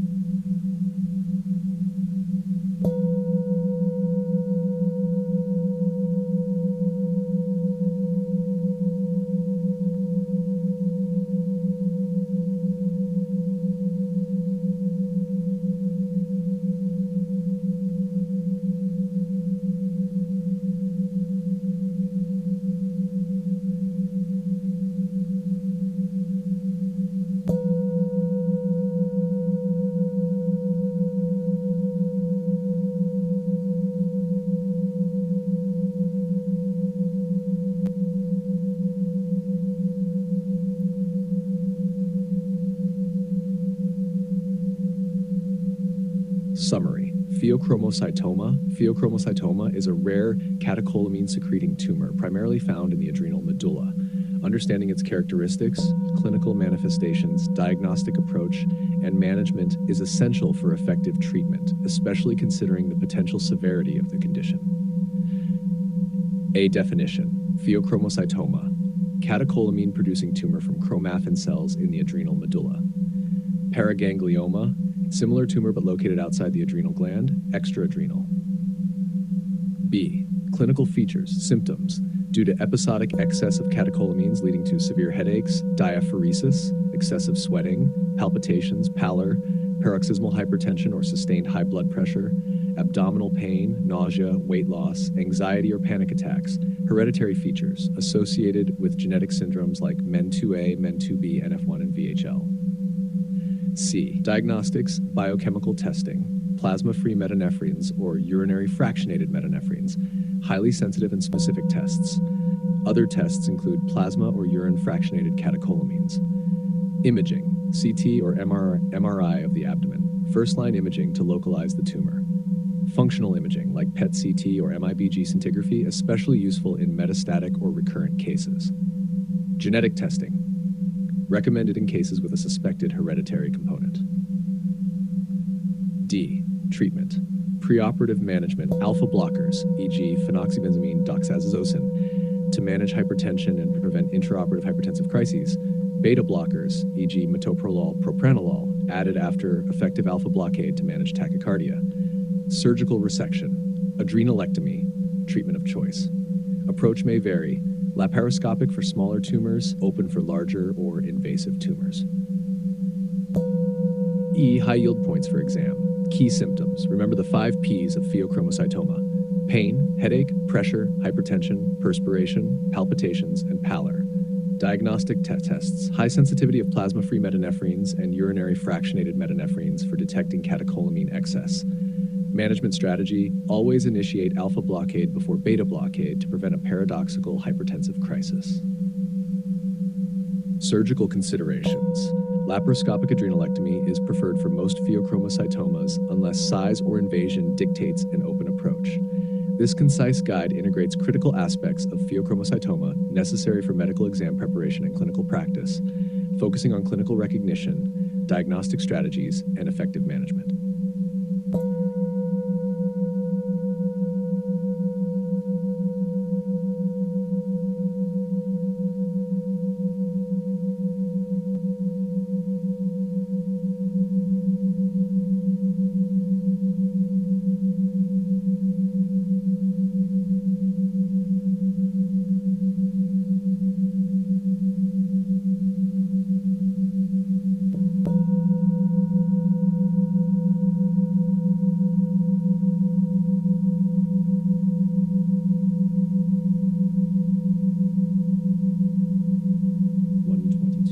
Splenomegaly is characteristic for A. Iron deficiency anemia, B. Primary myelofibrosis, C. Idiopathic thrombocytopenic purpura, D. Secondary polycythemia.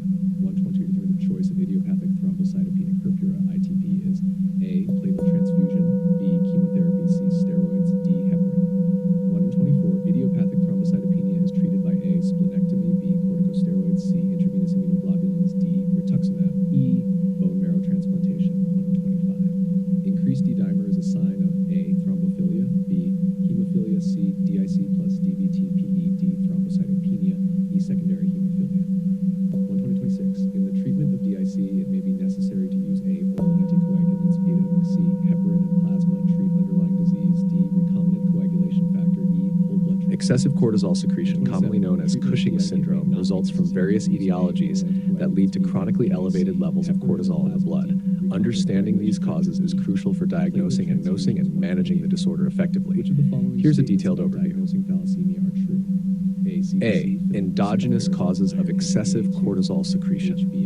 1. Cushing's disease. Definition. Most common cause of endogenous Cushing's syndrome. Etiology. Caused by a pituitary adenoma, usually benign, that secretes excessive adrenocorticotropic hormone, ACTH. Incidence makes up about 70% of endogenous cases not related to exogenous corticosteroid use. 2. Adrenal adenomas or carcinomas. Adenomas, benign tumors of the adrenal cortex that autonomously secrete cortisol. Carcinomas, malignant adrenal tumors that can also produce cortisol. Less common but often have a higher output of cortisol and are more aggressive. 3. Ectopic ACTH syndrome. Definition: production of ACTH by non-pituitary tumors. Common causes: small cell lung cancer, neuroendocrine tumors of the pancreas or gastrointestinal tract, and thymomas. Characteristics: these tumors secrete ACTH, which stimulates the adrenal glands to produce cortisol. 4. Adrenal hyperplasia. Micronodular adrenal hyperplasia. Rare, can be part of genetic syndromes like McCune-Albright syndrome or Carney complex. Macronodular adrenal hyperplasia, usually sporadic but can sometimes produce significant amounts of cortisol. B. Exogenous causes. 1. Iatrogenic Cushing's syndrome. Most common cause: long-term use of glucocorticoid medications, prescribed for conditions like autoimmune disorders, asthma, and rheumatoid arthritis. Mechanism: synthetic glucocorticoids mimic the effects of cortisol, leading to symptoms of cortisol excess. C. Rare causes. 1. Familial Cushing's syndrome. Familial glucocorticoid resistance, a rare genetic disorder where the body's cells are resistant to cortisol, causing the adrenal glands to overproduce cortisol to overcome this resistance. High yield points for exams. Cushing's disease versus Cushing's syndrome. Cushing's disease specifically refers to pituitary-caused ACTH excess, while Cushing's syndrome encompasses all causes of cortisol excess. Ectopic versus pituitary ACTH secretion. High-dose dexamethasone suppression tests and CRH stimulation tests can help differentiate between ectopic ACTH production and pituitary adenomas. Signs and symptoms to monitor: central obesity, moon face, buffalo hump, skin changes, thin skin, easy bruising, and muscle weakness are key clinical signs suggestive of Cushing's syndrome. Understanding the underlying cause of excessive cortisol secretion is crucial for targeted treatment, which may involve surgery, radiation, medical therapy, or a combination of these approaches, depending on the source of the problem. D. Only A are true. E. All of the above are true. 129. What is the correct approach to treatment in thalassemias? A. Splenectomy. B. Prenatal diagnosis. C. Differoxamine. D. Regular RBC transfusions. E. All of the above on 30. A 2-year-old boy presents with pallor, yellow eyes, enlarged abdomen, and slightly deformity of his facial bone. If thalassemia is one of the differential diagnoses, what do you expect to see in his blood smear? A. Microcytic hypochromic target cells, poikilocytosis, variation in shape, teardrop shape. B. Macrocytic hypersegmented neutrophils. C. Macrocytic hyperchromic red cells with central pallor. D. Normocytic small spherical cells without central pallor. E. Normocytic sickle-shaped cells. Howell Jolly body.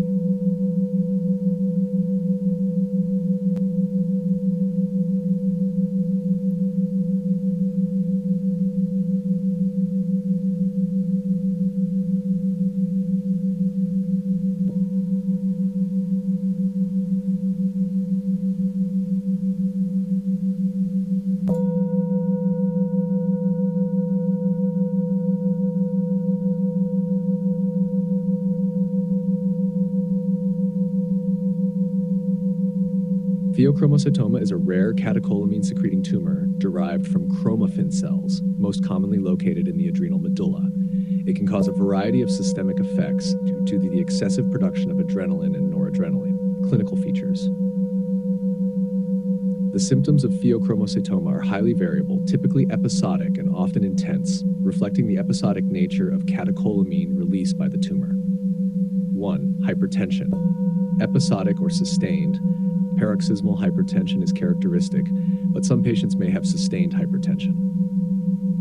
2. Classic triad, seen in episodic attacks: headache, often severe and throbbing, diaphoresis, excessive sweating, palpitations, tachycardia, and heart palpitations. 3. Additional symptoms: pallor, notable facial pallor during episodes, anxiety or sense of doom. Patients may feel unusually anxious or have a sense of impending doom. Abdominal pain, occasionally with nausea and vomiting. Hyperglycemia, due to the anti-insulin effects of catecholamines. 4. Signs of catecholamine excess. Weight loss, despite normal or increased appetite. Heat intolerance. These symptoms are often precipitated by certain activities that induce tumor pressure or catecholamine release, such as physical exertion, abdominal palpation, anesthesia induction, and intake of foods high in tyramine. DEFR. Diagnostic procedures. Diagnosing pheochromocytoma involves both biochemical tests to confirm catecholamine excess and imaging studies to locate the tumor. A. Biochemical testing. 1. Plasma-free metanephrines, most sensitive and specific test, measures metanephrine and normetanephrine, which are metabolites of epinephrine and norepinephrine.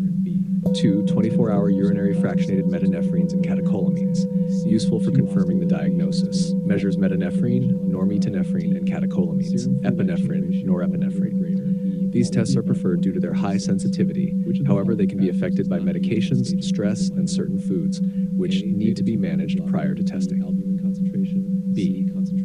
Imaging. 1. Computed tomography, CT scan, first-line imaging modality for localization.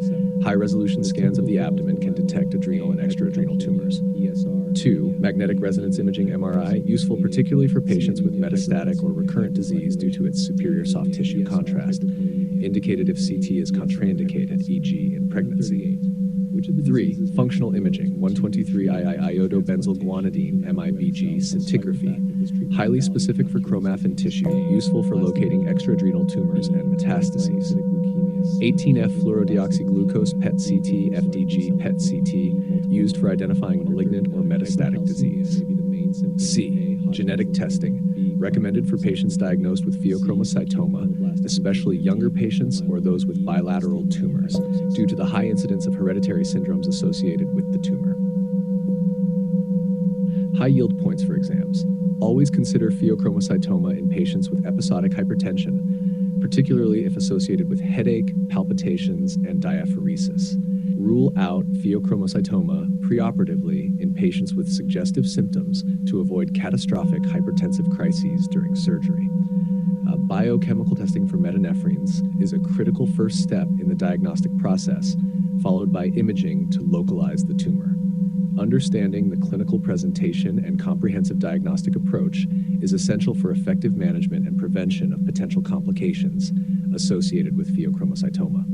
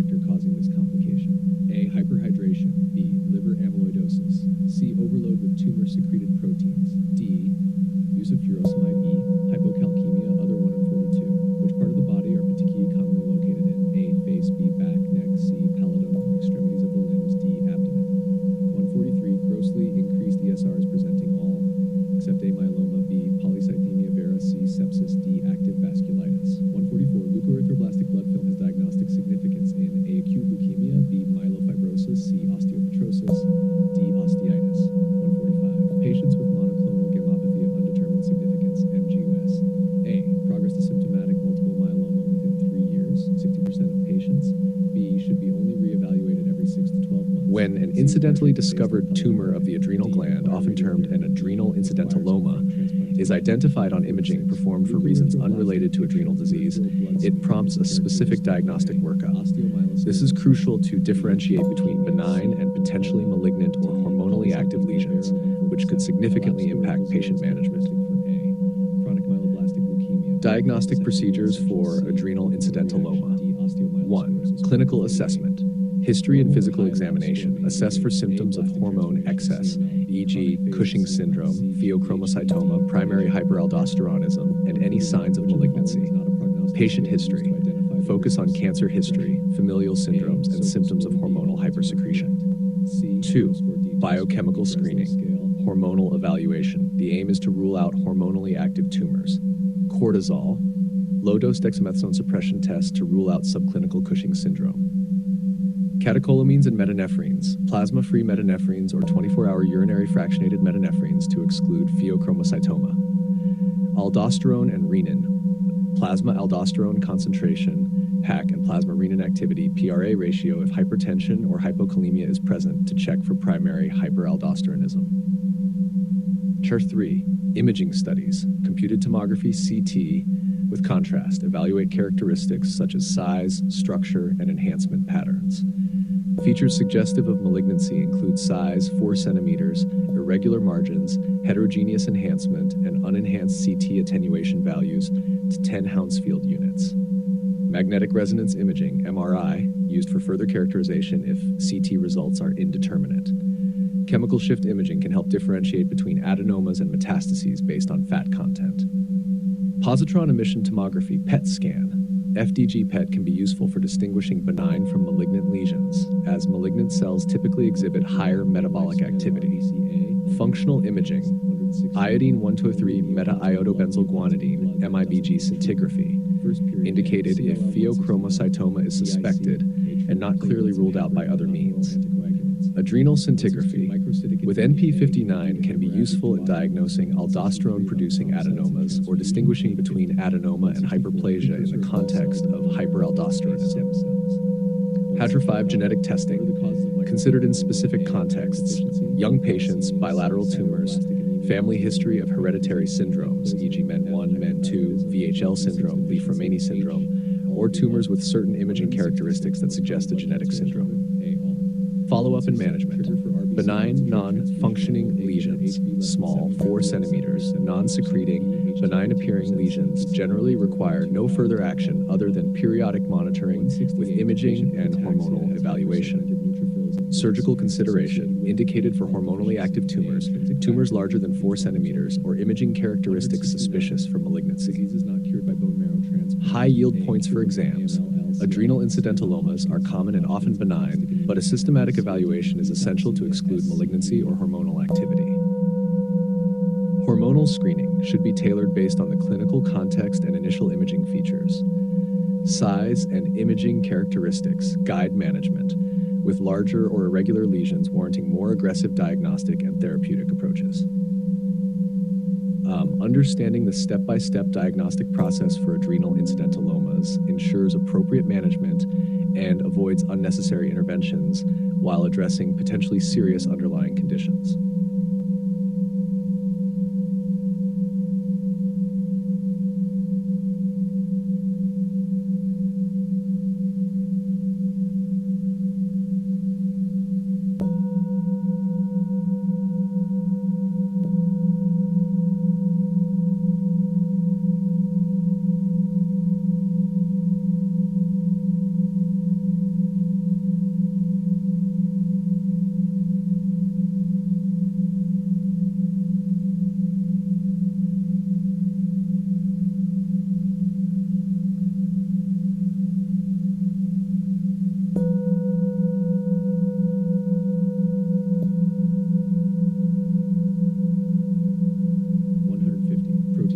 Asymptomatic person may be caused by A. CMV, B. Light chain disease, C. Lymphoma, D. Megaloblastic anemia, E. Thrombocytopenia.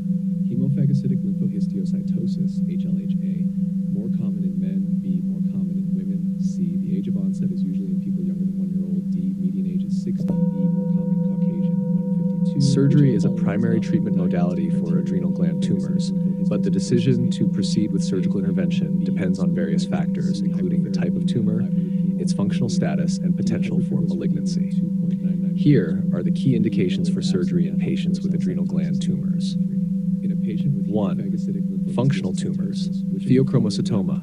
All pheochromocytomas are considered for surgical removal because of their potential to cause severe hypertension and other cardiovascular complications regardless of size. Cushing's syndrome. Tumors causing hypercortisolism, typically due to an adrenal adenoma or carcinoma, require surgical removal to prevent the morbidity associated with cortisol excess. Primary hyperaldosteronism, aldosteronoma. Surgical resection is indicated to cure or improve hypertension and reverse hypokalemia. 2. Size of the tumor. Tumors larger than 4 centimeters. Larger tumors have a higher risk of being malignant, and surgical resection is often recommended. Rapid growth. Tumors that show significant growth on serial imaging studies suggest malignancy, warranting surgical removal. Imaging characteristics suggestive of malignancy. Heterogeneous appearance. Tumors with mixed density on CT or MRI may indicate malignancy. Irregular borders. Tumors with irregular margins are more suspicious for cancer. Increased uptake on functional imaging. High uptake on PET or MIBG scintigraphy may indicate a metabolically active or malignant tumor. 4. Evidence of hormonal excess. Symptomatic hormone production. Symptoms related to hormone excess that significantly impair quality of life or pose a health risk often necessitate tumor removal. Genetic syndromes. Hereditary conditions. Patients with genetic syndromes such as multiple endocrine neoplasia types 1 and 2, von Hippel-Lindau disease, and familial pheochromocytoma paraganglioma syndromes often require surgery to remove tumors due to a higher risk of malignancy and to prevent complications from hormone excess. 6. Uncertain diagnosis. If there is uncertainty after comprehensive imaging and biochemical evaluations, surgery may be indicated to definitively diagnose and manage the adrenal mass. 7. Failure of medical management. For functional tumors where medical therapy fails to control hormonal excess effectively, surgery becomes necessary. Special considerations. Incidentalomas. For non-functional adrenal incidentalomas less than 4 centimeters in size and with benign imaging characteristics, surgery is generally not indicated unless there are changes on follow-up imaging or new evidence of hormonal activity. High yield points for exam preparation. Always consider the size, growth rate, functional status, and imaging characteristics of the tumor in the decision-making process for surgery. Be aware of the indications for surgery based on the specific type of adrenal tumor and the patient's overall health and comorbid conditions. Understand the role of surgery in managing symptoms and preventing complications from adrenal tumors, particularly in hereditary syndromes. Each case should be evaluated individually, considering the risks of surgery against the potential benefits, and often in consultation with a multidisciplinary team, including endocrinologists, oncologists, and surgeons.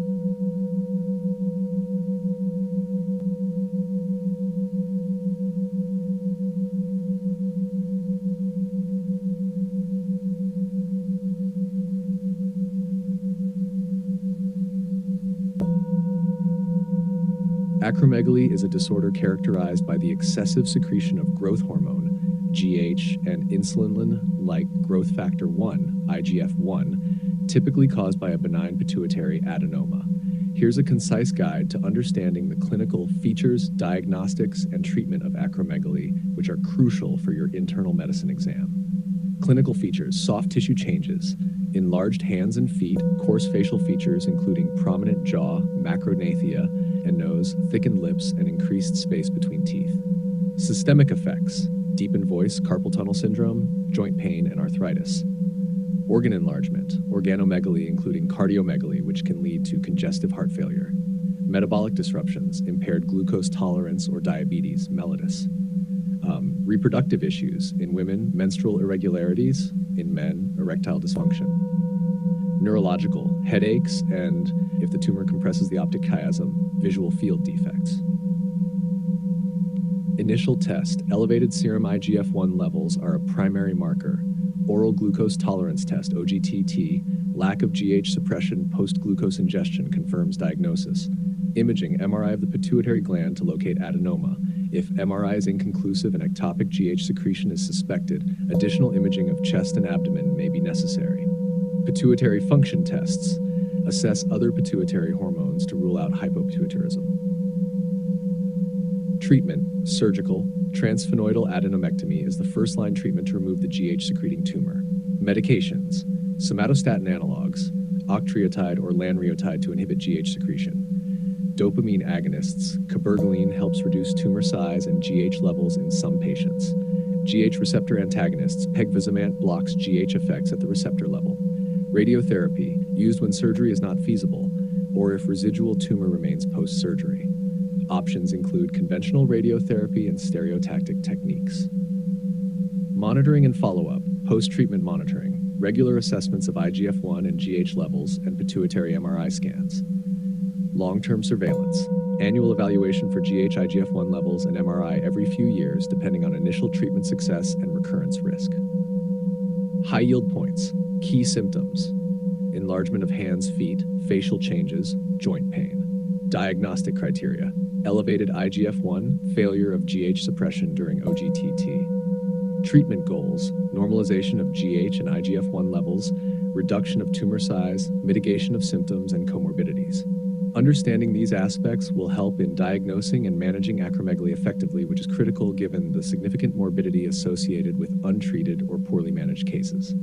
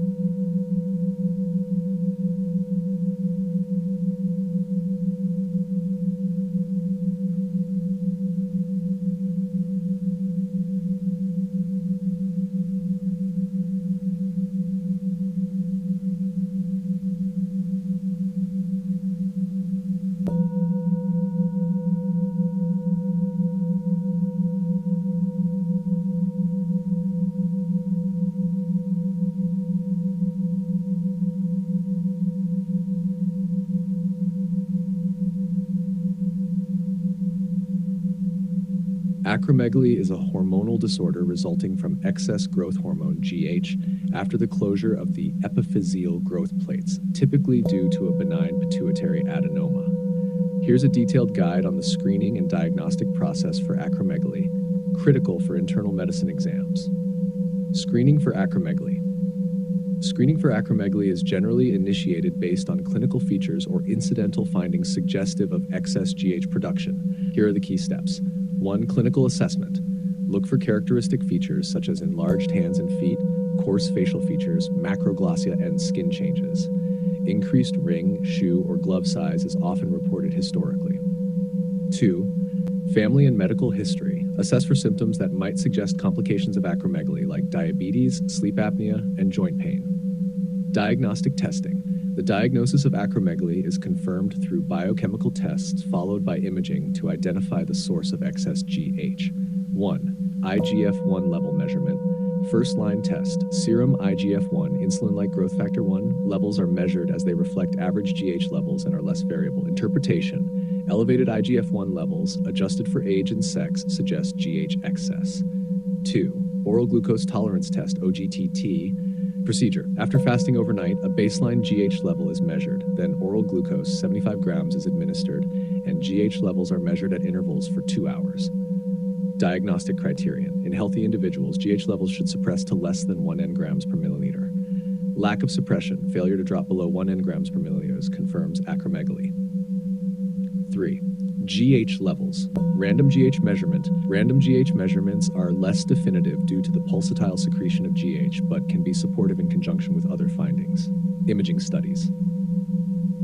After biochemical confirmation of acromegaly, imaging studies are conducted to locate the adenoma or other source. 1. MRI of the pituitary. Preferred modality. MRI with contrast is the best choice for visualizing pituitary adenomas. Findings. A visible adenoma on MRI supporting GH excess confirms the diagnosis of a GH-secreting pituitary adenoma. 2. If MRI is inconclusive, further imaging. Additional imaging of the chest and abdomen may be necessary to look for ectopic sources if a hypothalamic or ectopic secretion of GH or growth hormone-releasing hormone GHRH is suspected. Genetic testing. Indicated if there's a suspicion of hereditary syndromes like MEN1 or familial isolated pituitary adenoma due to the presence of personal or family history of related conditions. High yield points for exams. Always start with IGF-1 levels for screening. Confirmed diagnosis with OGTT. Lack of GH suppression post-glucose is diagnostic. MRI is essential for locating the adenoma and planning potential surgery. Consider genetic testing in cases with suggestive family history or young onset. This systematic approach ensures a thorough evaluation for acromegaly, aiding in accurate diagnosis and subsequent management.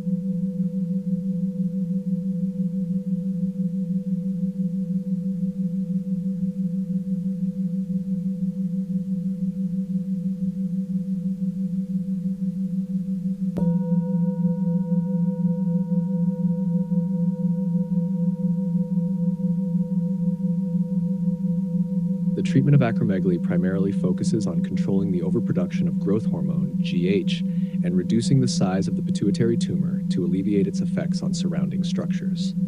Here's a detailed approach to managing acromegaly and large pituitary gland tumors, which is essential for your internal medicine exam preparation. Step 1. Surgical treatment. Transsphenoidal surgery. First-line treatment. Most patients with acromegaly undergo transsphenoidal surgery to remove the pituitary adenoma. Effectiveness. It offers the best chance for immediate reduction of GH levels and mass effect symptoms. Considerations. Surgical approach is preferred unless contraindications exist, such as patient fitness or tumor inaccessibility. 2. Medical therapy. Somatostatin analogs, SSAs, drugs, octreotide, lanreotide. Usage. Used preoperatively to improve surgery outcomes for large tumors, or as primary therapy when surgery is not feasible or incomplete. Mechanism. These drugs inhibit GH secretion and can shrink the tumor size. GH receptor antagonists. Drug, pegvisomant. Usage. Particularly effective in patients who do not achieve disease control with surgery and SSAs. Mechanism blocks GH receptors, thus preventing the action of GH despite its elevated levels. Dopamine agonists, drugs, cabergoline. Usage, less effective than SSAs, but can be useful in patients with mild elevations of GH or in combination therapy. 3. Radiation therapy. Indications, when surgery and medication do not sufficiently control GH levels, for patients with tumor remnants that are surgically inaccessible. Types, conventional radiotherapy. Stereotactic radiosurgery, e.g. gamma knife, cyberknife, is an option for smaller residual tumors. Number 4. Management of large or invasive pituitary tumors. Debulking surgery, if complete removal is risky or impossible due to tumor size or invasion into surrounding structures, debulking to reduce tumor mass and alleviate symptoms. Hormonal replacement. Post-surgery or radiation, patients may require lifelong hormonal replacement therapy if there is damage to the normal pituitary gland. 5. Monitoring and follow-up. IGF-1 levels. Monitor IGF-1 and GH levels to assess treatment effectiveness and disease control post-treatment. MRI. Regular MRI scans to monitor tumor size and regrowth. Endocrinological assessment. Regular assessment for hypopituitarism and other hormonal deficiencies. 6. Special considerations. Preoperative preparation. Use of somatostatin analogs to stabilize patients and improve surgical outcomes for those with severe symptoms or very large tumors. Emergencies. Immediate treatment may be required for complications like apoplexy, sudden hemorrhage within the tumor. High yield points for exams. Transsphenoidal surgery is the first line but may be complemented or replaced by medical therapies if not feasible. Somatostatin analogs are key in medical management. Monitoring involves regular checks of hormonal levels and imaging. Radiation therapy serves as an adjunct or alternative when surgery and medical management fail to control the disease. This comprehensive management approach helps to optimize patient outcomes and prevent complications associated with acromegaly and large pituitary tumors.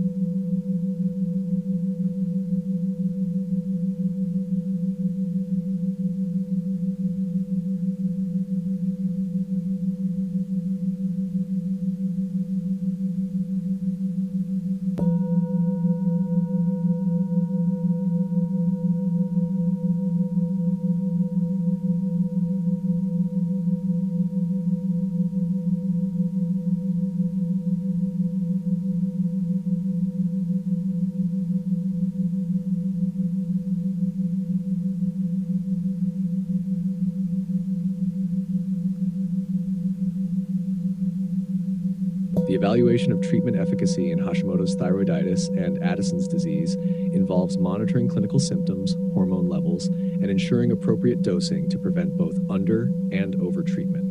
Here's a detailed breakdown for each condition. Hashimoto's thyroiditis. Objective of treatment.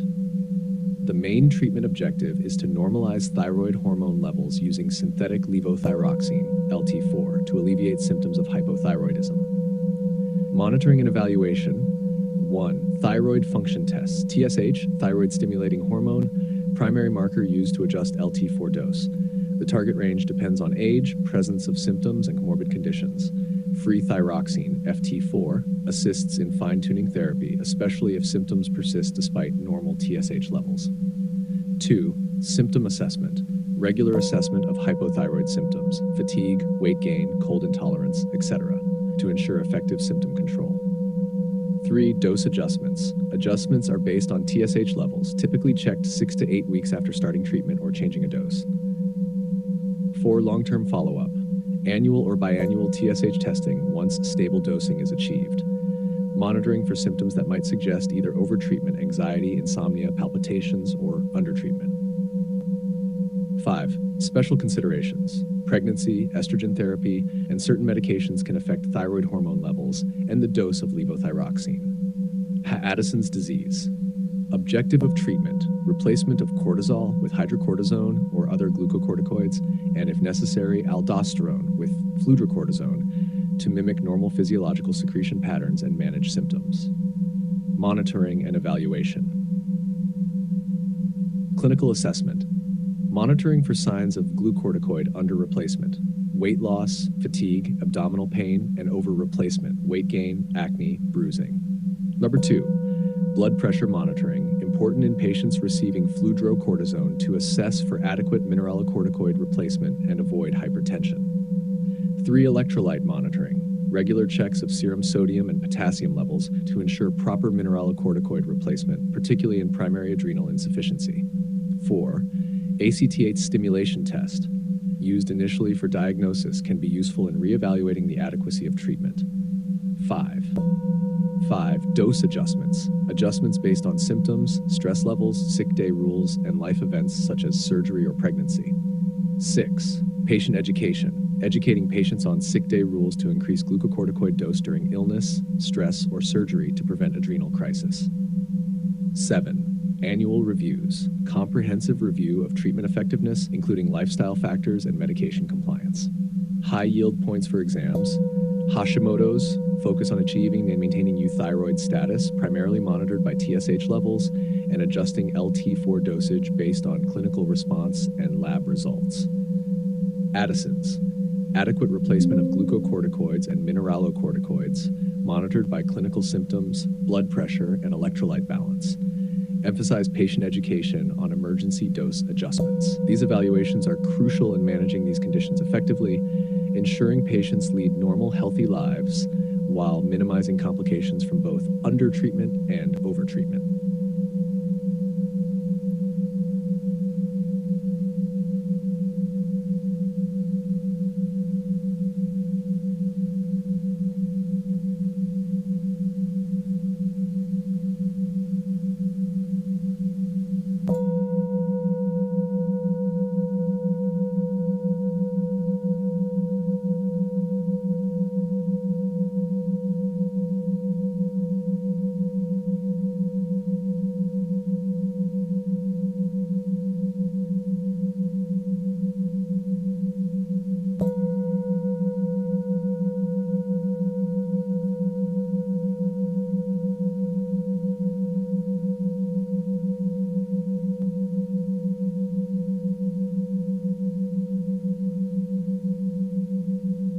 Hyperprolactinemia is a condition characterized by elevated prolactin levels in the blood, which can have both physiological and pathological causes. Proper understanding of the clinical features, diagnostic procedures, and treatment options is critical for managing this condition effectively. Clinical features: women, galactorrhea, amenorrhea or irregular menstrual cycles, infertility, and symptoms of estrogen deficiency, such as vaginal dryness and osteoporosis. Men, reduced libido, erectile dysfunction, infertility, gynecomastia, and decreased body hair. General, both men and women may experience symptoms related to large pituitary adenomas, such as headaches and visual disturbances if the tumor compresses adjacent structures in the brain. Diagnostic approach. 1. Prolactin measurement. Early morning prolactin levels are essential for initial assessment. Levels greater than 200 nanograms per milliliter typically indicate a prolactinoma, while milder elevations less than 100 nanogram milliliters may suggest other causes such as medication effects or hypothyroidism. 2. Pituitary imaging. MRI of the pituitary gland is crucial to detect adenomas. 3. Thyroid function tests. Measurement of TSH and free T4 to rule out hypothyroidism. 4. Other tests, pregnancy tests in women of reproductive age, and further testing to exclude renal insufficiency or hepatic dysfunction as contributory factors. Treatment options. Dopamine agonists, the primary treatment for most patients. Drugs such as cabergoline and bromocriptine effectively reduce prolactin levels and tumor size. Surgical intervention. indicated if adenomas are resistant to medical therapy or cause significant compression symptoms. Transsphenoidal surgery is the preferred method. Addressing underlying causes, adjusting or discontinuing medications that contribute to elevated prolactin levels, treating primary hypothyroidism, and managing renal failure appropriately. High yield points for exams. Always consider hypothyroidism and adverse drug reactions as potential causes of mild to moderate hyperprolactinemia. Cabergoline is preferred over bromocriptine due to its more favorable side effect profile and higher efficacy in normalizing prolactin levels. Imaging studies are not solely for the diagnosis of prolactinomas, but also for assessing the anatomical and functional impacts of larger tumors.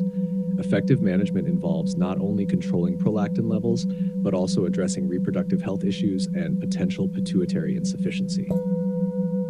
This comprehensive approach to diagnosis and management will help ensure that you are well prepared to handle cases of hyperprolactinemia in your clinical practice.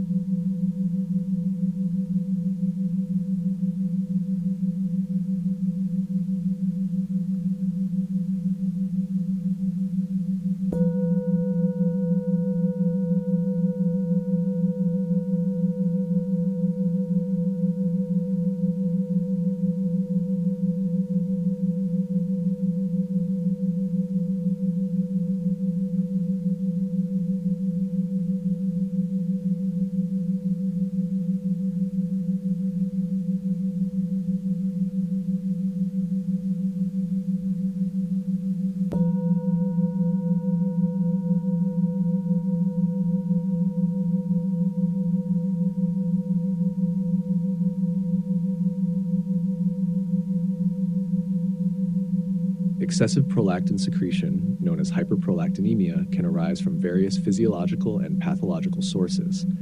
Understanding the etiology as well as the signs and symptoms is essential for proper diagnosis and management.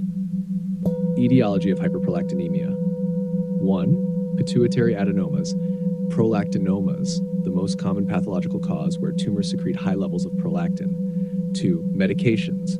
Certain drugs can increase prolactin levels, including antipsychotics, e.g. risperidone, haloperidol, antiemetics, e.g. metoclopramide, antidepressants, e.g. SSRIs, antihypertensives, e.g. verapamil, opiates. 3. Hypothalamic disease.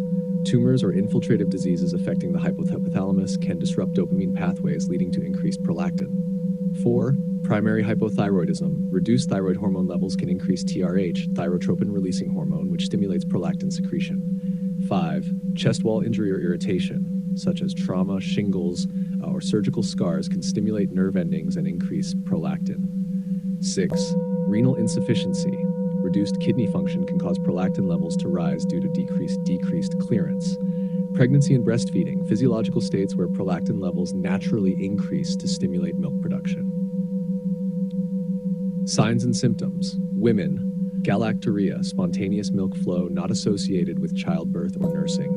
Menstrual disturbances such as amenorrhea, absence of menstruation, or oligomenorrhea, infrequent menstruation. Infertility, reduced libido, vaginal dryness, osteoporosis due to prolonged estrogen deficiency. Men, decreased libido, erectile dysfunction, infertility, gynecomastia, development of breast tissue, reduced body and facial hair, both genders, visual disturbances and headaches if a pituitary tumor caresses nearby structures, psychological effects such as depression and anxiety. High yield points for exams. Always consider a thorough medication history when evaluating a patient with hyperprolactinemia, as many commonly prescribed drugs can elevate prolactin levels. Prolactinomas are often treated with dopamine agonists, which can effectively shrink the tumor and reduce prolactin levels. If a patient presents with symptoms of hypothyroidism alongside hyperprolactinemia, thyroid function tests should be conducted to rule out primary hypothyroidism as a contributing factor. These components are critical for a comprehensive approach to the diagnosis and management of hyperprolactinemia, ensuring effective patient care and addressing both the hormonal imbalance and its broader health impacts.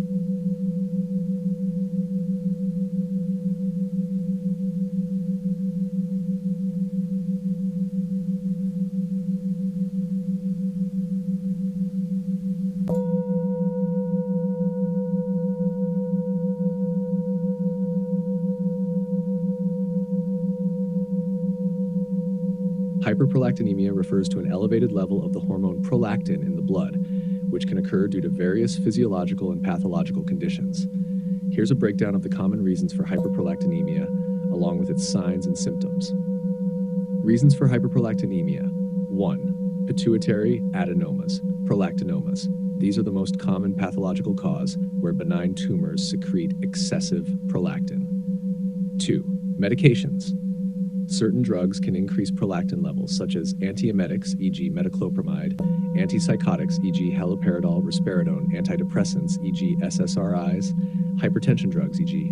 verapamil. 3. Hypothalamic disorders. Damage to the hypothalamus or pituitary stalk can disrupt the inhibition of prolactin secretion. 4. Primary hypothyroidism. Low thyroid hormone levels lead to increased TRH, which can stimulate prolactin release. 5. Chronic renal failure. Reduced renal clearance can raise prolactin levels. 6. Chest wall injury or stimulation. Trauma or surgery on the chest wall can lead to increased prolactin. 7. Other physiological causes. Stress, pregnancy, and lactation can naturally elevate prolactin levels. Signs and symptoms of hyperprolactinemia. In women, galactorrhea, milk production not associated with childbirth or nursing. Menstrual disturbances, e.g. amenorrhea or oligomenorrhea, infertility, loss of libido, osteoporosis with long-term elevated prolactin. In men, decreased libido, erectile dysfunction, infertility, gynecomastia, rare, osteoporosis, less common in men. In both genders, visual disturbances and headaches if a large pituitary tumor compresses nearby structures. High yield points for exams. Medication review. Always review the patient's medication list, as many common drugs can lead to hyperprolactinemia. Diagnostic tests. Diagnosis typically involves measuring serum prolactin levels, ideally multiple times due to the pulsatile secretion of the hormone. Additional tests may include MRI of the pituitary to look for evidence of a pituitary adenoma, thyroid function tests to exclude hypothyroidism as a cause, pregnancy tests in women of childbearing age to rule out pregnancy-related hyperprolactinemia. Management. Treatment depends on the underlying cause, but may include dopamine agonists, such as bromocriptine or cabergoline, which are effective in lowering prolactin levels and shrinking prolactinomas. Adjusting medications. If drug-induced, adjusting the causative medication can resolve the condition. Treating hypothyroidism. If related to hypothyroidism, thyroid hormone replacement may normalize prolactin levels. Understanding the pathophysiology behind hyperprolactinemia, along with its clinical implications, is crucial for managing patients effectively, especially considering the potential reproductive and metabolic effects of prolonged elevated prolactin levels.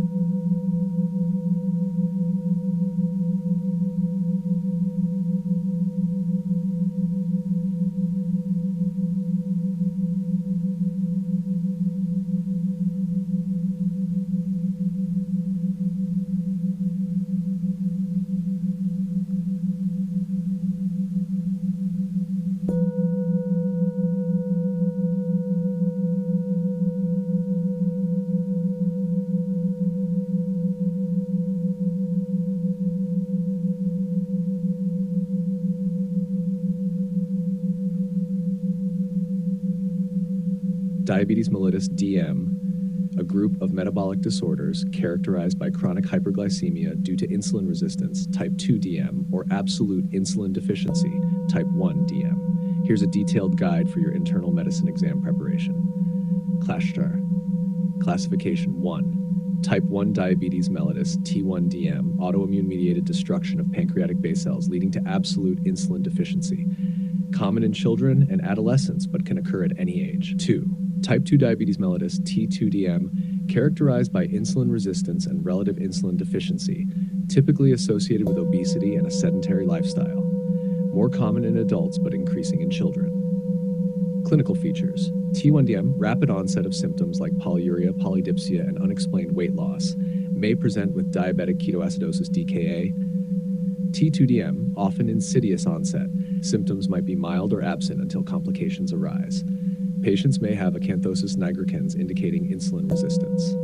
Diagnostic criteria: fasting plasma glucose, FPG 126 mg, 7.0 millimoles per liter, 2-hour plasma glucose, and 200 milliliters, 11.1 millimoles per liter.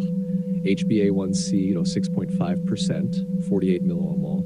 Random plasma glucose, 200 milligrams per 11.1 molar sets, with symptoms of hyperglycemia. Pharmacotherapy, T1DM, insulin therapy, multiple daily injections or insulin pump. T2DM, initially metformin, may add or switch to other agents like SGLT2 inhibitors, e.g.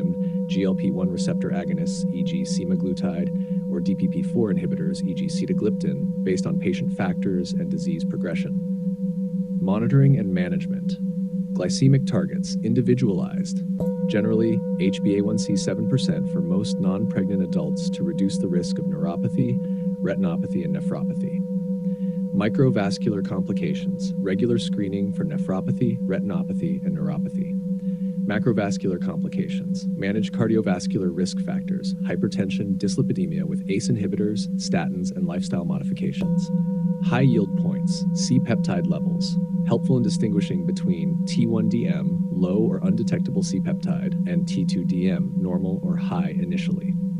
Autoantibodies, presence of autoantibodies, e.g. anti-GAD-IA2 supports a diagnosis of T1DM. Insulin regimens, basal bolus regimen for T1DM. Basal insulin might be sufficient initially in T2DM with progression to more complex regimens as needed. Lifestyle interventions, crucial across both types of DM, focus on diet, exercise, and weight management. Preparation tips, understand pathophysiology, comprehend the underlying mechanisms of insulin resistance and beta cell dysfunction for T2DM and autoimmune beta cell destruction in T1DM. Familiarize with drugs, know the mechanism of action, side effects, and indications for DM medications, particularly newer classes like GLP-1RA and SGLT2 inhibitors.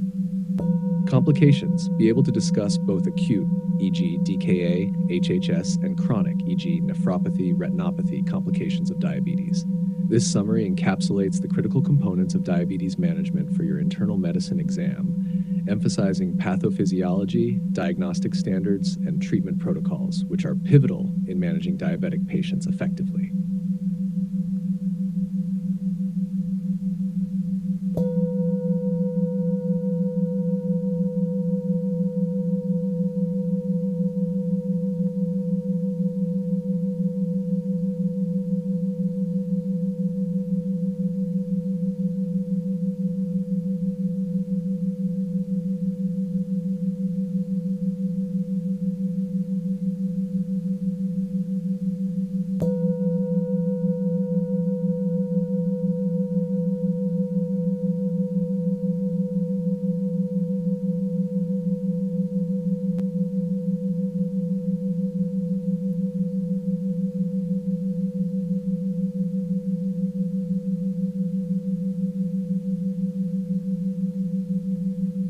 When approaching patients with diabetes mellitus (DM), a comprehensive and systematic strategy is vital to effectively manage both acute and chronic aspects of the disease. Here's an outline that details an effective approach for your internal medicine exam. Initial evaluation. 1. Medical history. Duration and type of diabetes, type 1, type 2, or other types such as gestational or MOI. Review of symptoms indicating poor glycemic control, polyuria, polydipsia, weight changes. History of diabetes-related complications, neuropathy, retinopathy, nephropathy, cardiovascular diseases. Comorbid conditions including hypertension, dyslipidemia, thyroid disorders, and cardiovascular disease. Current treatment regimen, medications, insulin use, and adherence. Lifestyle assessment, diet, physical activity, smoking, alcohol use. 2. Physical examination, weight, body mass index, BMI, and blood pressure measurement. Examination for signs of insulin resistance, acanthosis nigricans, or complications, diabetic foot exam, sensory examination for neuropathy, fundoscopic examination for retinopathy. Diagnostic testing. 1. Glycemic control, HbA1c to assess long-term glycemic control, fasting blood glucose, and, if indicated, postprandial blood glucose levels. 2. C-peptide test, differentiates between insulin production levels in type 1 and type 2 DM. 3. Autoantibodies, useful in diagnosing type 1 DM, e.g. anti-GADI antibodies, islet cell antibodies. 4. Comprehensive metabolic panel, electrolytes, renal function, creatinine, BUN, liver enzymes, and lipid profile. 5. Microvascular and macrovascular complication screening, microalbuminuria, serum creatinine, and eGFR for nephropathy, dilated eye exam for retinopathy, comprehensive foot exam for peripheral neuropathy and risk of ulceration. Management. 1. Glycemic targets, individualized based on age, duration of diabetes, comorbid conditions, and risk of hypoglycemia. Generally, HbA1c 7% for most non-pregnant adults. 2. Lifestyle modifications, medical nutrition therapy and structured exercise programs, smoking cessation and moderation of alcohol intake. 3. Pharmacological treatment, type 1 DM, insulin therapy, basal and bolus. Type 2 DM, start with metformin, add or intensify therapy with other agents such as SGLT2 inhibitors, GLP-1 receptor agonists, or insulin based on glycemic control and patient characteristics. 4. Monitoring and follow-up. Regular follow-up appointments to reassess glycemic control, monitor treatment efficacy, and adjust therapies. Screening for complications at least annually or more frequently based on clinical indications. 5. Education and support, diabetes self-management education and support, DSMES, to improve self-care abilities, dietary management, and understanding of the disease. Continuous education on the recognition and management of hypoglycemia and hyperglycemia. Complication prevention, proactive management of cardiovascular risk factors, ACE inhibitors for hypertension, statins for dyslipidemia. Regular screenings and early interventions for diabetic complications. This approach ensures a thorough evaluation and effective management of diabetes, focusing on both the prevention of complications and the optimization of quality of life and outcomes for diabetic patients.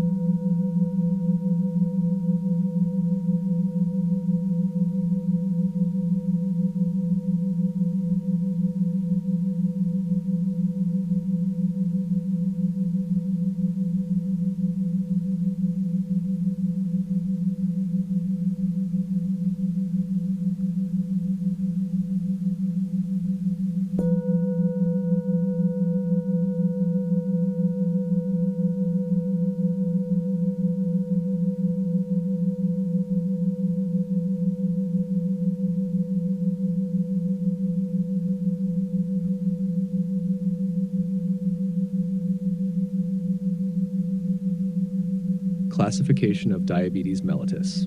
Diabetes mellitus, DM, is broadly classified into several types, each with distinct etiologies and clinical pictures. 1. Type 1 diabetes mellitus, T1DM, characterized by autoimmune-mediated destruction of pancreatic beta cells leading to absolute insulin deficiency. It's often associated with other autoimmune conditions such as thyroiditis and celiac disease. 2. Type 2 diabetes mellitus, T2DM, the most common type, characterized by insulin resistance and relative insulin deficiency. Risk factors include obesity, age, sedentary lifestyle, and genetics. 3. Gestational diabetes, GDM, hyperglycemia that is first recognized during pregnancy. It may resolve after pregnancy, but increases the risk of developing T2DM later in life. 4 monogenic diabetes forms, such as maturity-onset diabetes of the young, MODY, and neonatal diabetes, which are caused by single-gene mutations affecting beta cell function. Number 5, secondary diabetes, due to diseases or drugs that impair insulin secretion or action, such as in conditions like cystic fibrosis, pancreatic disease, or use of glucocorticoids. Share epidemiology, type 1 diabetes, less common than type 2, comprising about 5 to 10% of all diabetes cases, predominantly diagnosed in children and adolescents, but can occur at any age. Type 2 diabetes constitutes about 90 to 95% of all diabetes cases. It typically manifests in adults over 40, but increasingly seen in younger adults, adolescents, and children due to rising obesity rates. Gestational diabetes affects 2 to 10% of pregnancies in the U.S. annually. Prevalence. Globally, an estimated 422 million adults were living with diabetes in 2014, nearly quadrupling since 1980. Diagnosis. Diagnostic criteria for diabetes mellitus include one of the following. 1. Hemoglobin A1C, HbA1c, HbA1c 6.5%, prediabetes, HbA1c 6.4%. 2. Fasting plasma glucose FPG, diabetes, FPG 126 mg/L, 7.0 mmol, prediabetes 100 to 125 mg/L, 5.6 to 6.9 mmol.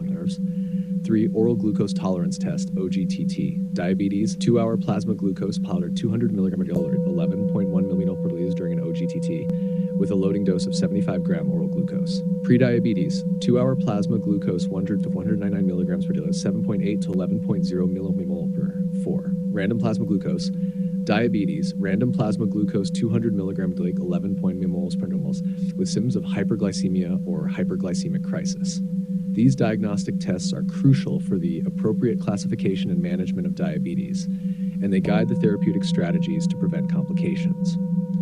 Screening for diabetes is recommended for adults at risk, especially those with obesity, hypertension, or a family history of diabetes starting from the age of 35 or earlier, based on risk factors.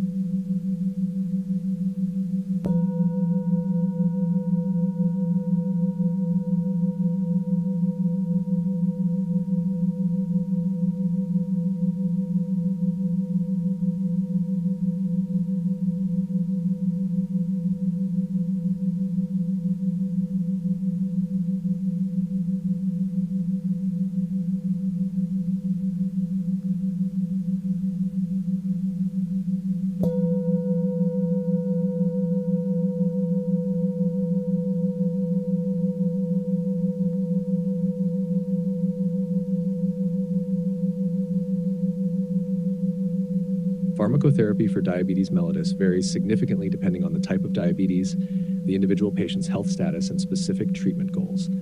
Here's an overview of pharmacological treatments for both type 1 and type 2 diabetes mellitus. Type 1 diabetes mellitus, T1DM. Treatment for T1DM always involves insulin therapy since the body lacks the ability to produce insulin. 1. Insulin therapy. Basal insulin. Long-acting insulins such as glargine, Detamir, or degludec provide insulin coverage throughout the day. Bolus insulin. Rapid-acting insulins such as Lispro, Aspart, or Glulicine are taken before meals to manage blood sugar spikes due to food intake. Pre-mixed insulin. Combinations of intermediate and rapid-acting insulins taken before meals. 2. Insulin delivery. Injections via syringes or insulin pens. Insulin pump therapy. Continuous subcutaneous insulin infusion. Type 2 diabetes mellitus, T2DM. Management of T2DM can start with lifestyle modifications, but pharmacotherapy may be needed as the disease progresses or if initial blood glucose targets are not met. 1. Metformin. Often the first-line medication due to its effectiveness in lowering blood glucose levels and its benefits on cardiovascular outcomes. It works by reducing hepatic glucose production and improving insulin sensitivity. 2. Sulfonylureas, e.g. glipizide, glyburide, glimepiride, increase insulin production from the pancreas but can cause weight gain and significant hypoglycemia. 3. Thiazolidinediones, e.g. pioglitazone, rosiglitazone, improve insulin sensitivity but have risks like weight gain, fluid retention, and potentially adverse effects on heart failure. 4. DPP-4 inhibitors, e.g. sitagliptin, linagliptin, enhance glucose-dependent insulin secretion and lower glucagon levels, but are generally less effective than other medications at reducing blood glucose levels. 5. GLP-1 receptor agonists, e.g. liraglutide, semaglutide, mimic the incretin hormones, enhancing insulin secretion, reducing glucagon secretion, and promoting weight loss. They are available in daily or weekly injectable forms. 6. SGLT2 inhibitors, e.g. canagliflozin, empagliflozin, reduce blood glucose by promoting the excretion of glucose through urine and also offer cardiovascular and renal benefits.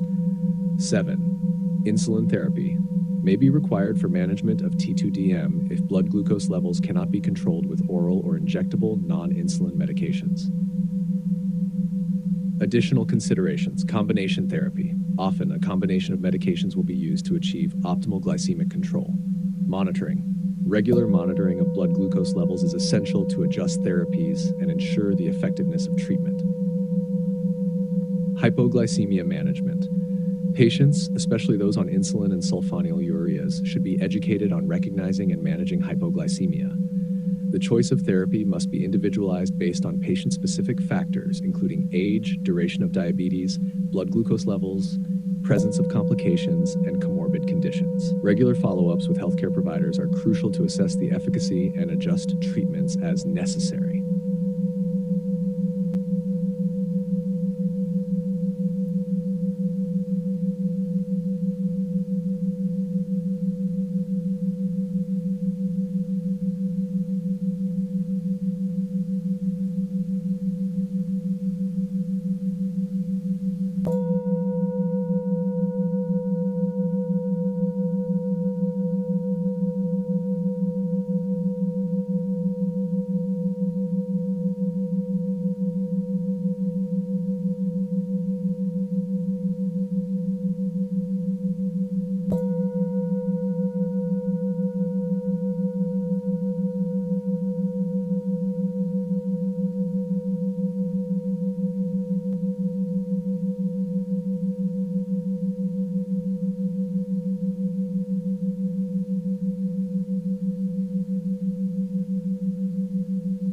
Diabetes mellitus, DM, encompasses a group of metabolic diseases characterized primarily by chronic hyperglycemia, resulting from defects in insulin secretion, insulin action, or both. The pathogenesis of type 1 and type 2 diabetes mellitus varies significantly due to their different etiological factors. Type 1 diabetes mellitus, T1DM. Type 1 diabetes is primarily an autoimmune condition resulting in the destruction of insulin-producing beta cells in the pancreas.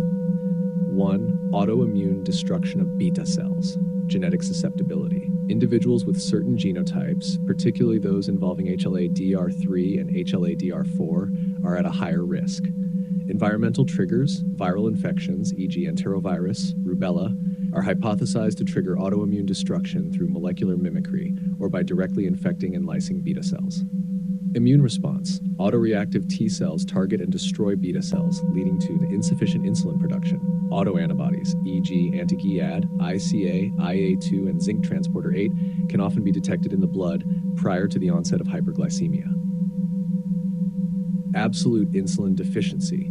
The autoimmune destruction leads to a near-total depletion of beta cells, resulting in an absolute deficiency of insulin, which is essential for glucose uptake by cells, leading to hyperglycemia.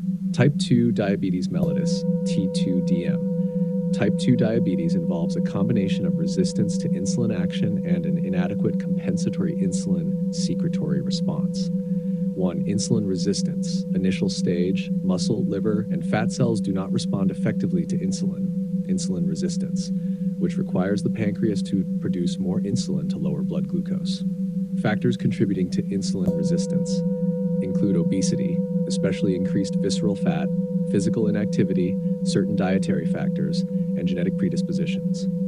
Adipose tissue in obese individuals releases pro-inflammatory cytokines like TNF-I and IL-6 that can promote insulin resistance.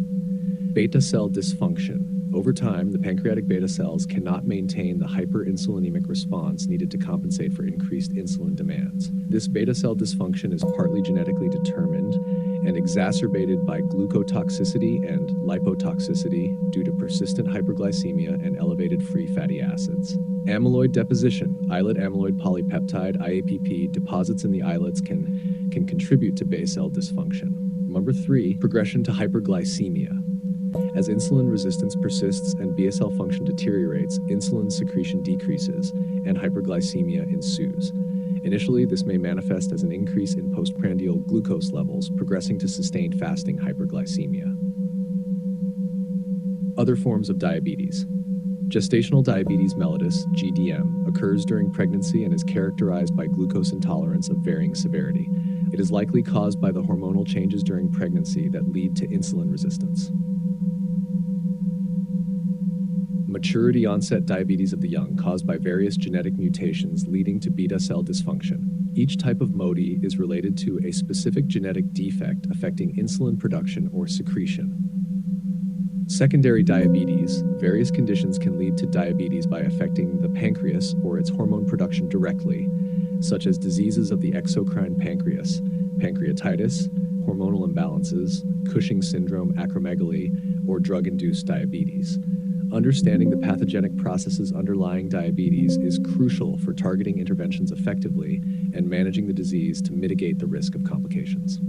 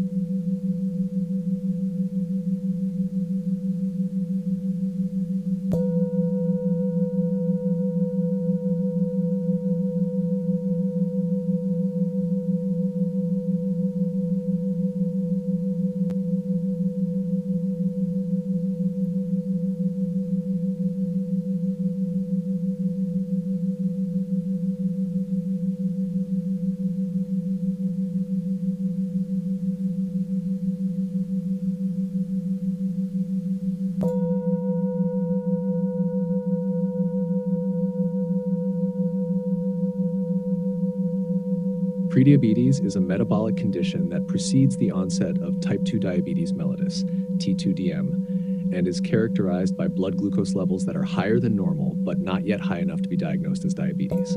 It is an important risk factor for the development of T2DM and cardiovascular diseases. Classification and criteria. Prediabetes includes 2 distinct conditions: impaired fasting glucose (IFG). Fasting plasma glucose levels are elevated between 100 milligrams per deciliter, 5.6 millimol, and 125 milligrams per deciliter, 6.9 millimol. Impaired glucose tolerance (IGT). Blood glucose levels are elevated after a meal or during an oral glucose tolerance test (OGTT), specifically between 140 milligrams per deciliter, 7.8 milliliter, and 199 milligrams and 11 millimoles per liter, 2 hours after drinking a glucose-containing solution. Hemoglobin A1C, which reflects average blood glucose levels over the previous 2 to 3 months, can also be used to identify prediabetes. An A1C level of 5.7% to 6.4% is considered indicative of prediabetes. Epidemiology. Prediabetes is highly prevalent worldwide, particularly in populations with high rates of obesity and sedentary lifestyles. In the United States, it is estimated that over 84 million adults have prediabetes, yet a significant majority are unaware of their condition. Pathophysiology. Prediabetes involves insulin resistance and beginning beta cell dysfunction, which prevents the pancreas from compensating for higher insulin demands. While not all individuals with prediabetes will develop T2DM, the condition is often a precursor to more serious metabolic disturbances. Clinical features. Prediabetes generally presents without specific symptoms, which contributes to its frequent underdiagnosis. It is often identified during routine health checkups or screening of individuals at high risk of diabetes. Diagnosis. Diagnosis of prediabetes can be established through several methods. Fasting plasma glucose test. As mentioned, glucose levels are between 100 and 125 milligrams per deciliter. Oral glucose tolerance test, OGTT. Glucose levels between 140 and 199 milligrams per deciliters 2 hours after ingestion of glucose solution. Hemoglobin A1C test, A1C levels between 5.7% and 6.4%. Management. The primary goals in managing prediabetes are to prevent the progression to T2DM and to reduce the risk of cardiovascular disease. Key interventions include lifestyle changes, dietary modifications to reduce calorie intake and unhealthy fats, coupled with an increase in physical activity aiming for at least 150 minutes of moderate exercise per week. Weight loss. Reducing body weight by 5 to 10% can significantly decrease the risk of developing T2DM. Medications. In some cases, medications like metformin are recommended, particularly for those with a very high risk of developing diabetes, such as those with elevated glucose levels, aged 60 and older, or those with a BMI over 35 kilograms per meter per greater. Monitoring individuals diagnosed with prediabetes should be monitored annually for progression to diabetes. Lifestyle changes should be reassessed, and adherence to diet and exercise should be encouraged continuously. Understanding and managing prediabetes effectively can lead to significant health benefits and a reduction in the risk of developing T2DM and related cardiovascular complications.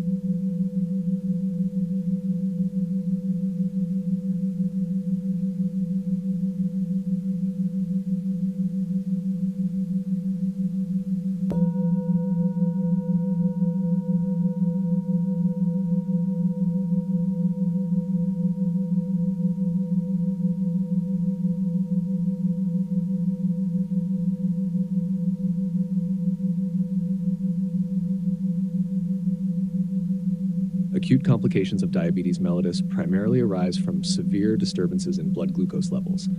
These complications can be life-threatening and require immediate medical attention. The main acute complications include diabetic ketoacidosis, DKA, hyperosmolar hyperglycemic state, HHS, and severe hypoglycemia. Diabetic ketoacidosis, DKA, etiology, commonly occurs in type 1 diabetes but can also present in type 2 diabetes under stress or illness, triggered by a deficiency of insulin and a corresponding increase in counter-regulatory hormones, glucagon, cortisol, catecholamines, and growth hormone. Clinical features. Symptoms of high blood glucose such as polyuria, polydipsia, and fatigue, nausea, vomiting, abdominal pain, dehydration and dry mucous membranes, rapid deep breathing, Kussmaul respiration, fruity scented breath due to acetone. Diagnosis: blood glucose levels 250 milligrams per deciliters, arterial blood pH 7.3, serum bicarbonate 18 millimercuries per liters, presence of ketones in urine or serum. Treatment: fluid replacement to correct dehydration, insulin therapy to suppress the production of ketone bodies and reduce blood glucose levels, electrolyte replacement, particularly potassium, due to significant shifts during treatment. Hyperosmolar hyperglycemic state, HHS. Etiology, more common in type 2 diabetes, often precipitated by infections, medications, or other illnesses. Clinical features: severe dehydration and increased osmolality, Blood glucose levels often 600 milligrams per deciliters. Altered consciousness ranging from confusion to coma. Absence of significant ketoacidosis. Diagnosis: extremely high blood glucose. Increased serum osmolality 320 millism kilogram. Minimal or no ketonuria and acidosis. Treatment: aggressive fluid replacement to correct dehydration. Insulin therapy to reduce blood glucose levels. Monitor for electrolyte imbalances and treat accordingly. Severe hypoglycemia. Etiology: can occur in patients using insulin or insulin secretagogue medications, triggered by excessive insulin, missed meals, or excessive physical activity. Clinical features. Symptoms include shakiness, sweating, palpitations, anxiety, and hunger. Neuroglycopenic symptoms such as confusion, behavioral changes, visual disturbances, seizures, and potentially loss of consciousness. Diagnosis: blood glucose levels 70 milligrams per deciliters and particularly 54 milligrams per deciliters when severe symptoms occur. Treatment: immediate administration of fast-acting carbohydrates, e.g., glucose tablets, juice. For unconscious patients or those unable to swallow, administer glucagon via injection or nasal spray or intravenous glucose. Management principles. Education. Patients and caregivers should be educated about the signs and symptoms of these acute complications and the immediate actions to take. Prevention. Regular monitoring of blood glucose, proper dosing of insulin, adequate dietary intake, and adjustment of insulin during illness can prevent these complications. Emergency plan. Patients should have an emergency plan that includes information on when to seek immediate medical help and how to administer emergency treatments like glucagon. These complications underscore the importance of careful, continuous management of diabetes and appropriate education on how to handle these emergencies should they arise.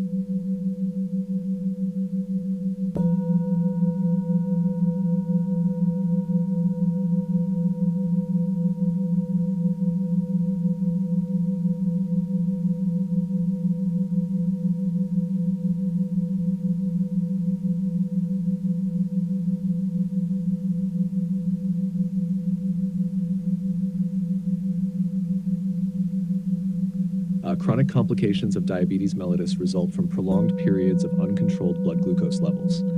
These complications can be broadly categorized into microvascular and macrovascular complications. Proper management of diabetes, including maintaining good glycemic control, can help prevent or delay the onset and progression of these complications. Hasher. Microvascular complications. 1. Diabetic retinopathy. Pathogenesis, damage to the small blood vessels in the retina due to chronic hyperglycemia. Clinical features. Early stages may be asymptomatic. Advanced stages can lead to visual changes, retinal hemorrhages, and eventually blindness. Diagnosis. Regular eye exams, including fundoscopy and optical coherence tomography. Management. Tight glycemic and blood pressure control, laser photocoagulation, anti-VEGF injections, and surgery in advanced cases. 2. Diabetic nephropathy. Pathogenesis, thickening of the glomerular basement membrane and sclerosis of the kidney's small blood vessels. Clinical features. Initially silent. Later stages may show proteinuria, elevated blood urea nitrogen N, and creatinine levels, eventually leading to end-stage renal disease. Diagnosis. Annual screening with urine albumin to creatinine ratio UACR and estimated glomerular filtration rate EGFR. Management: ACE inhibitors or angiotensin receptor blockers, ARBs, to reduce proteinuria, tight glycemic and blood pressure control. 3. Diabetic neuropathy. Pathogenesis: high blood glucose levels cause damage to the peripheral nerves. Clinical features: numbness, tingling, pain in extremities, autonomic dysfunction affecting gastrointestinal and genitourinary systems. Diagnosis: clinical examination, nerve conduction studies. Management: glycemic control, pain management with medications such as gabapentin or duloxetine, and foot care to prevent ulcers. Macrovascular complications: 1. Coronary artery disease, CAD, pathogenesis, accelerated atherosclerosis due to factors like dyslipidemia, hypertension, and hyperglycemia. Clinical features: angina, myocardial infarction, heart failure. Management: lifestyle modifications, statin therapy, antiplatelet agents, management of comorbid conditions. 2. Peripheral artery disease, AD, pathogenesis, atherosclerotic changes in the peripheral arteries leading to reduced blood flow. Clinical features: pain at rest, non-healing ulcers, risk of amputation. Management: smoking cessation, exercise, surgical interventions for severe cases. 3s. Cerebrovascular disease, pathogenesis, atherosclerosis leading to reduced cerebral blood flow, increased risk of stroke. Clinical features: transient ischemic attacks, TIAs, strokes. Management: antiplatelet therapy, statins, control of diabetes and hypertension. Additional considerations: diabetic dermopathy, skin changes due to microvascular damage, includes necrobiosis lipoidica, diabetic dermopathy, shin spots. Infections: higher susceptibility to bacterial and fungal infections due to immune dysfunction. Diabetic foot, combination of neuropathy, peripheral vascular disease, and infection risk leading to foot ulcers and potential amputations. Prevention and management strategies: screening and monitoring. Regular screenings for microvascular and macrovascular complications as part of diabetes management. Glycemic control. Maintaining HbA1c levels within recommended ranges significantly reduces the risk of most complications. Multifactorial intervention. Management of blood lipids and pressure, lifestyle modifications, and possibly aspirin therapy. Chronic complications of diabetes necessitate a comprehensive, multidisciplinary approach, involving regular monitoring and adjustments in treatment plans to mitigate risks and manage existing complications effectively.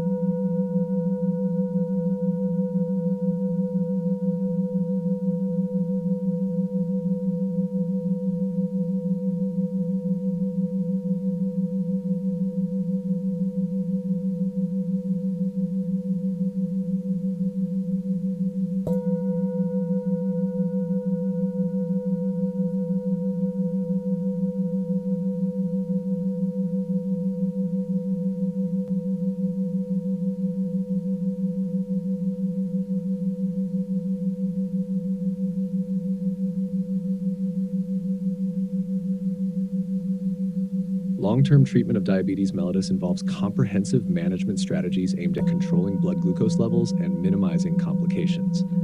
While these treatments are essential for maintaining health, they can also have complications or lead to conditions that require careful management. Here's an overview of long-term treatment strategies and potential complications associated with diabetes therapy. Long-term treatment strategies. 1. Pharmacotherapy. Type 1 diabetes, lifelong insulin therapy using a combination of basal and bolus insulin. Type 2 diabetes begins with lifestyle modifications and metformin, progressing to include other oral agents, injectables, and insulin as required. Insulin therapy, tailored to the patient's needs, including insulin type, dosage, and timing. 2. Lifestyle modifications. Diet. Emphasis on a balanced diet rich in fiber, low in simple sugars and saturated fats. Exercise. Regular aerobic and resistance training exercises to improve insulin sensitivity and cardiovascular health. Weight management. Critical for managing type 2 diabetes. Involves diet, exercise, and sometimes bariatric surgery. 3. Monitoring. Regular self-monitoring of blood glucose, SMBG, and/or continuous glucose monitoring, CGM, systems to adjust therapy promptly. Regular health checkups to monitor HbA1c levels, kidney function, liver function, and other vital parameters. 4. Education. Ongoing diabetes education and support are vital to empower patients with the knowledge and skills needed to manage their condition effectively. Complications of therapy. 1. Hypoglycemia, most common in those using insulin or sulfonylureas. Symptoms include sweating, tremors, confusion, and in severe cases, loss of consciousness. Life management includes adjusting the dosage of glucose-lowering medications, education on self-monitoring, and ensuring the patient and caregivers know how to treat hypoglycemia. 2. Weight gain, common with insulin therapy and some diabetes medications like sulfonylureas and thiazolidinediones. Management strategies include dietary adjustments, exercise, and possibly switching to medications with a neutral or weight-reducing effect like SGLT2 inhibitors or GLP-1 receptor agonists. 3. Cardiovascular disease. Diabetes significantly increases cardiovascular risk. Statins, aspirin, and antihypertensive medications are often prescribed to manage risk factors. 4. Gastrointestinal effects. Metformin can cause gastrointestinal upset, including diarrhea and nausea. GLP-1 receptor agonists may cause nausea, vomiting, and diarrhea. 5. Lactic acidosis, rare but serious complication of metformin, particularly in patients with renal impairment or conditions leading to hypoxemia. 6. Pancreatitis, rarely associated with GLP-1 receptor agonists. 7. Genital infections. SGLT2 inhibitors can increase the risk of genital mycotic infections. 8. Bone density and fracture risk. Thiazolidinediones and possibly SGLT2 inhibitors are linked to an increased risk of fractures. 9. Renal effects. Monitoring kidney function is crucial since diabetes itself and some diabetic medications can impact renal health. Strategies to manage therapy complications. Personalized treatment plans, tailoring treatment to individual needs and risks to minimize side effects. Regular monitoring, frequent follow-ups to adjust therapy as needed, and early detection of side effects or complications. Education and training. Ensuring patients are well informed about their medications, potential side effects, and management strategies. Effective long-term management of diabetes requires a balance between proactive treatment to control blood glucose and vigilance to manage and prevent therapy-related complications. Regular interaction with a healthcare team, including diabetes educators, dietitians, and endocrinologists, is essential to optimize care and improve outcomes.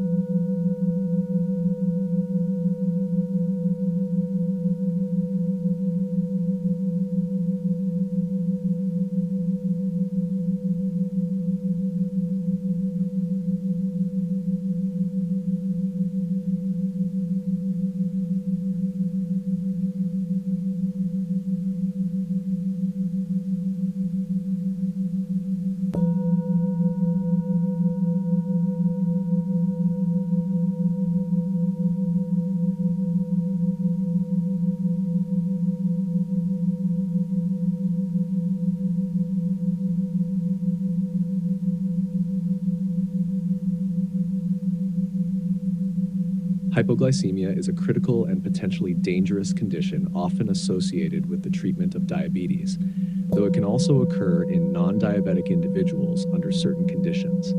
Understanding its clinical features, diagnostic criteria, and treatment is essential for effective management. Here's a comprehensive summary tailored for medical examination preparation. Definition: hypoglycemia in diabetics. Blood glucose levels T70 mg 3.9 millimoles per liter. Non-diabetic hypoglycemia. Symptoms of hypoglycemia occur when blood glucose levels fall below 55 mg. Sharp clinical features: autonomic symptoms, early warning signs, tremor, palpitations, anxiety, sweating, sympathetic activation, hunger, nausea, parasympathetic signs. Neuroglycopenic symptoms result from brain glucose deprivation, behavioral changes, confusion, fatigue, seizures, visual disturbances, coma. Other considerations: symptoms can be masked by beta blockers, affecting the autonomic response to hypoglycemia. Diagnostics: Whipple's triad confirms hypoglycemia and includes documented low blood sugar, symptoms of hypoglycemia, and resolution of these symptoms after glucose is raised. Blood glucose measurement, essential for diagnosis, should be performed immediately if hypoglycemia is suspected. Extended monitoring may include a 72-hour fasting test or glucagon stimulation test, especially in cases of suspected insulinoma or other rare causes of hypoglycemia. Treatment: mild to moderate hypoglycemia, patient is conscious and able to swallow, oral intake of 15 to 20 grams of fast-acting carbohydrates, glucose tablets, candy, juice. Severe hypoglycemia, patient is unconscious or unable to swallow, intravenous dextrose, D50W, is the fastest method to raise blood glucose. Intramuscular glucagon can be used when IV access is not available. Post-treatment monitoring, important to monitor for rebound hypoglycemia and ensure stabilization of glucose levels. Drug names and important points. Glucagon, emergency treatment for severe hypoglycemia when IV access is not available. Dextrose, D50W, immediate treatment for severe hypoglycemia via IV. Oral glucose, a simple and effective treatment for mild hypoglycemia, includes products like glucose tablets or gels. Clinical management tips: patients on insulin or insulin secretagogues, e.g. sulfonylureas, should always carry a source of fast-acting carbohydrates. Educate patients on recognizing early signs of hypoglycemia and how to properly manage them. Adjust medication dosages and meal planning to prevent recurrent episodes, especially in patients with a history of frequent hypoglycemia or those on complex insulin regimens. Understanding these aspects of hypoglycemia is crucial for managing patients effectively, particularly in emergency settings, and for ensuring safe and effective treatment of diabetes.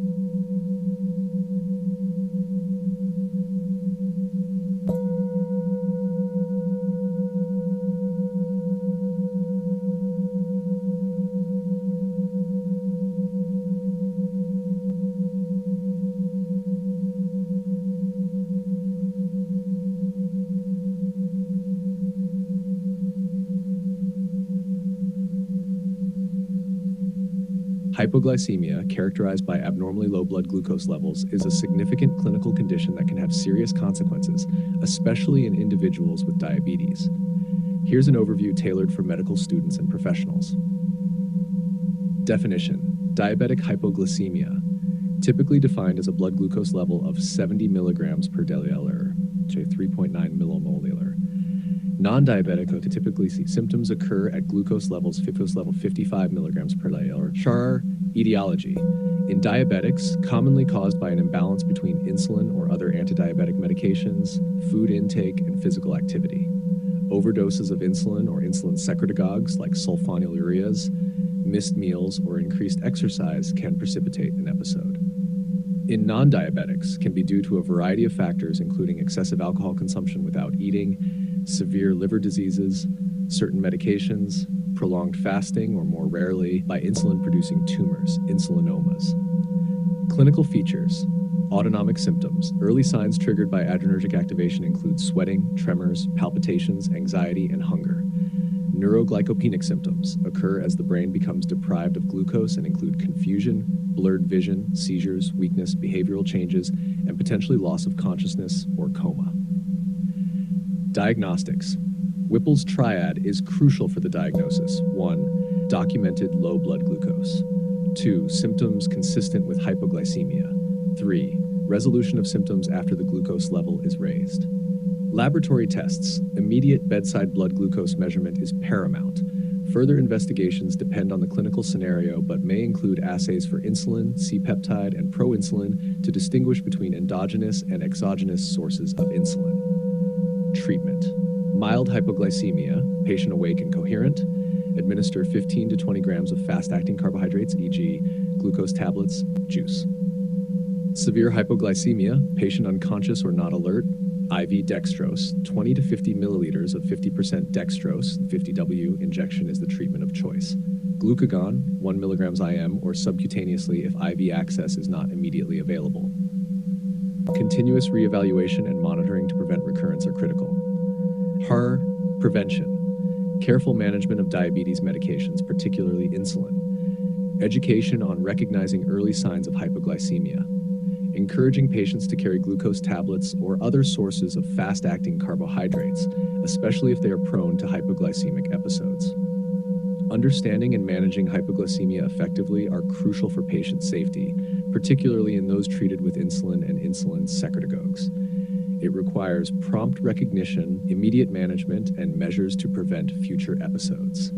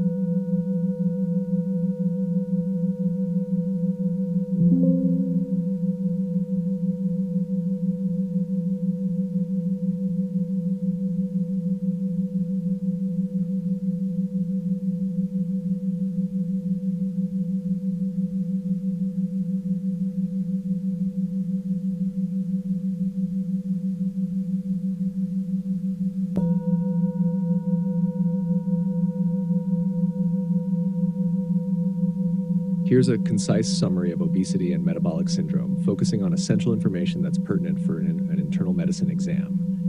Obesity, definition, excess body fat accumulation with potential health consequences. Diagnostic criterion, body mass index, BMI, where overweight, BMI 25, 29.9 kilogram, obesity, BMI 30 kilogram per squared, class 1, 30 to 34.9 kilogram per squared, class 2, 35 to 39.9 kilograms per meter square grams, class 3, 40 kilograms per meter square gram. Methylome, definition, cluster of conditions that increase the risk of heart disease, stroke, and diabetes. Criteria, need 3 to diagnose, abdominal obesity, waist circumference 102 centimeters in men, 88 centimeters in women, high triglycerides 150 milligrams per deciliter, low HDL cholesterol 40 milligrams per deciliter in men, 50 milligrams per deciliter in women. Hypertension, systolic with 130 millimeter grams or diastolic to 85 millimeter grams. Elevated fasting glucose 100 milligrams per denylate. Clinical features, obesity, increased body weight, large waist circumference, possible joint pain, and skin changes like acanthosis nigricans. Metabolic syndrome, features of obesity plus signs of hypertension, dyslipidemia, and insulin resistance. Diagnostics, obesity, calculate BMI and assess waist circumference. Metabolic syndrome, blood tests for glucose, HDL, triglycerides, blood pressure measurement. Treatment, lifestyle modifications, diet low in saturated fats, trans fats, cholesterol, increased physical activity, 30 minutes per day, and behavior changes. Pharmacotherapy, obesity, orlistat, lipase inhibitor, phentermine topiramate, liraglutide, GLP-1 agonist. Metabolic syndrome, Treat individual components, e.g. statins for dyslipidemia, ACE inhibitors for hypertension, metformin for insulin resistance. Drug details. Orlistat reduces intestinal fat absorption by inhibiting pancreatic lipase. Phentermine topiramate, stimulant that suppresses appetite and increases satiety. Liraglutide enhances glucose-dependent insulin secretion and suppresses appetite. This summary includes the key points needed for an internal medicine exam, focusing on definition, diagnosis, clinical features, and treatment, including specific pharmacotherapy.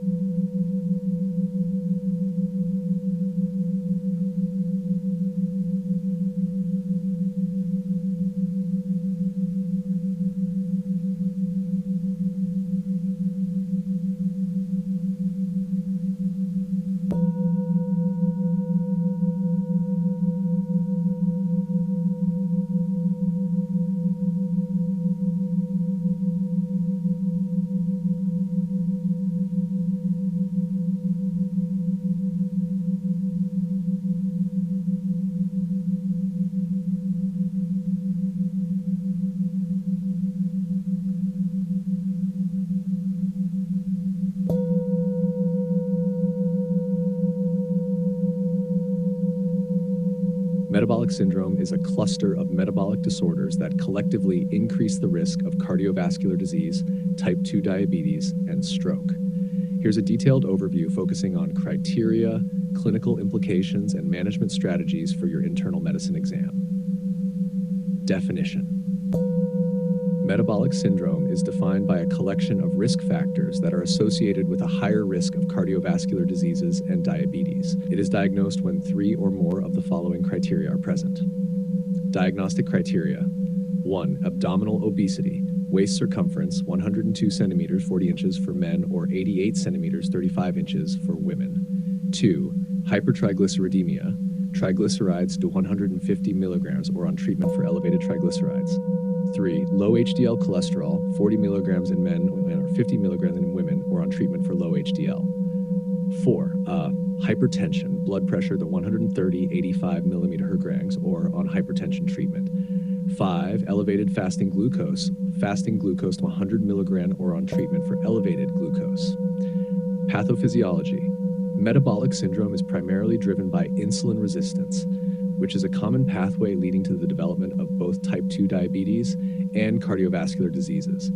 Insulin resistance is often exacerbated by obesity, particularly central adiposity, and is associated with pro-inflammatory states and endothelial dysfunction. Clinical features. Patients may present with visible signs of obesity, particularly central adiposity.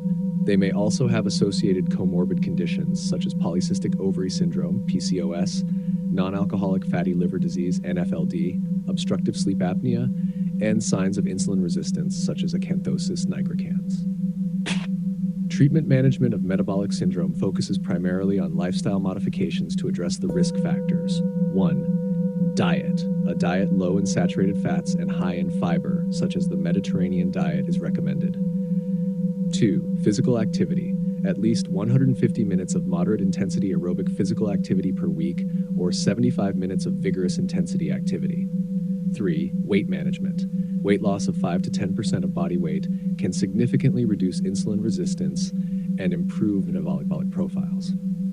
4. Pharmacotherapy. Treat dyslipidemia with statins or fibrates. Manage hypertension with ACE inhibitors or angiotensin II receptor blockers, ARBs. Control hyperglycemia with metformin as a first-line therapy, particularly if diabetes develops. Monitoring patients with metabolic syndrome require regular monitoring of blood pressure, lipid profile, fasting glucose, and liver function tests if NAFLD is suspected. Regular follow-up to assess the efficacy of lifestyle interventions and pharmacotherapy is crucial. Prognosis. Effective management can reduce the risk of developing type 2 diabetes and cardiovascular diseases. Unmanaged metabolic syndrome significantly increases the risk of coronary events, cerebrovascular incidents, and other complications related to diabetes. In summary, metabolic syndrome is a multifactorial risk complex that necessitates an integrated clinical approach involving lifestyle modifications, targeted pharmacotherapy, and regular monitoring to mitigate associated risks and improve patient outcomes.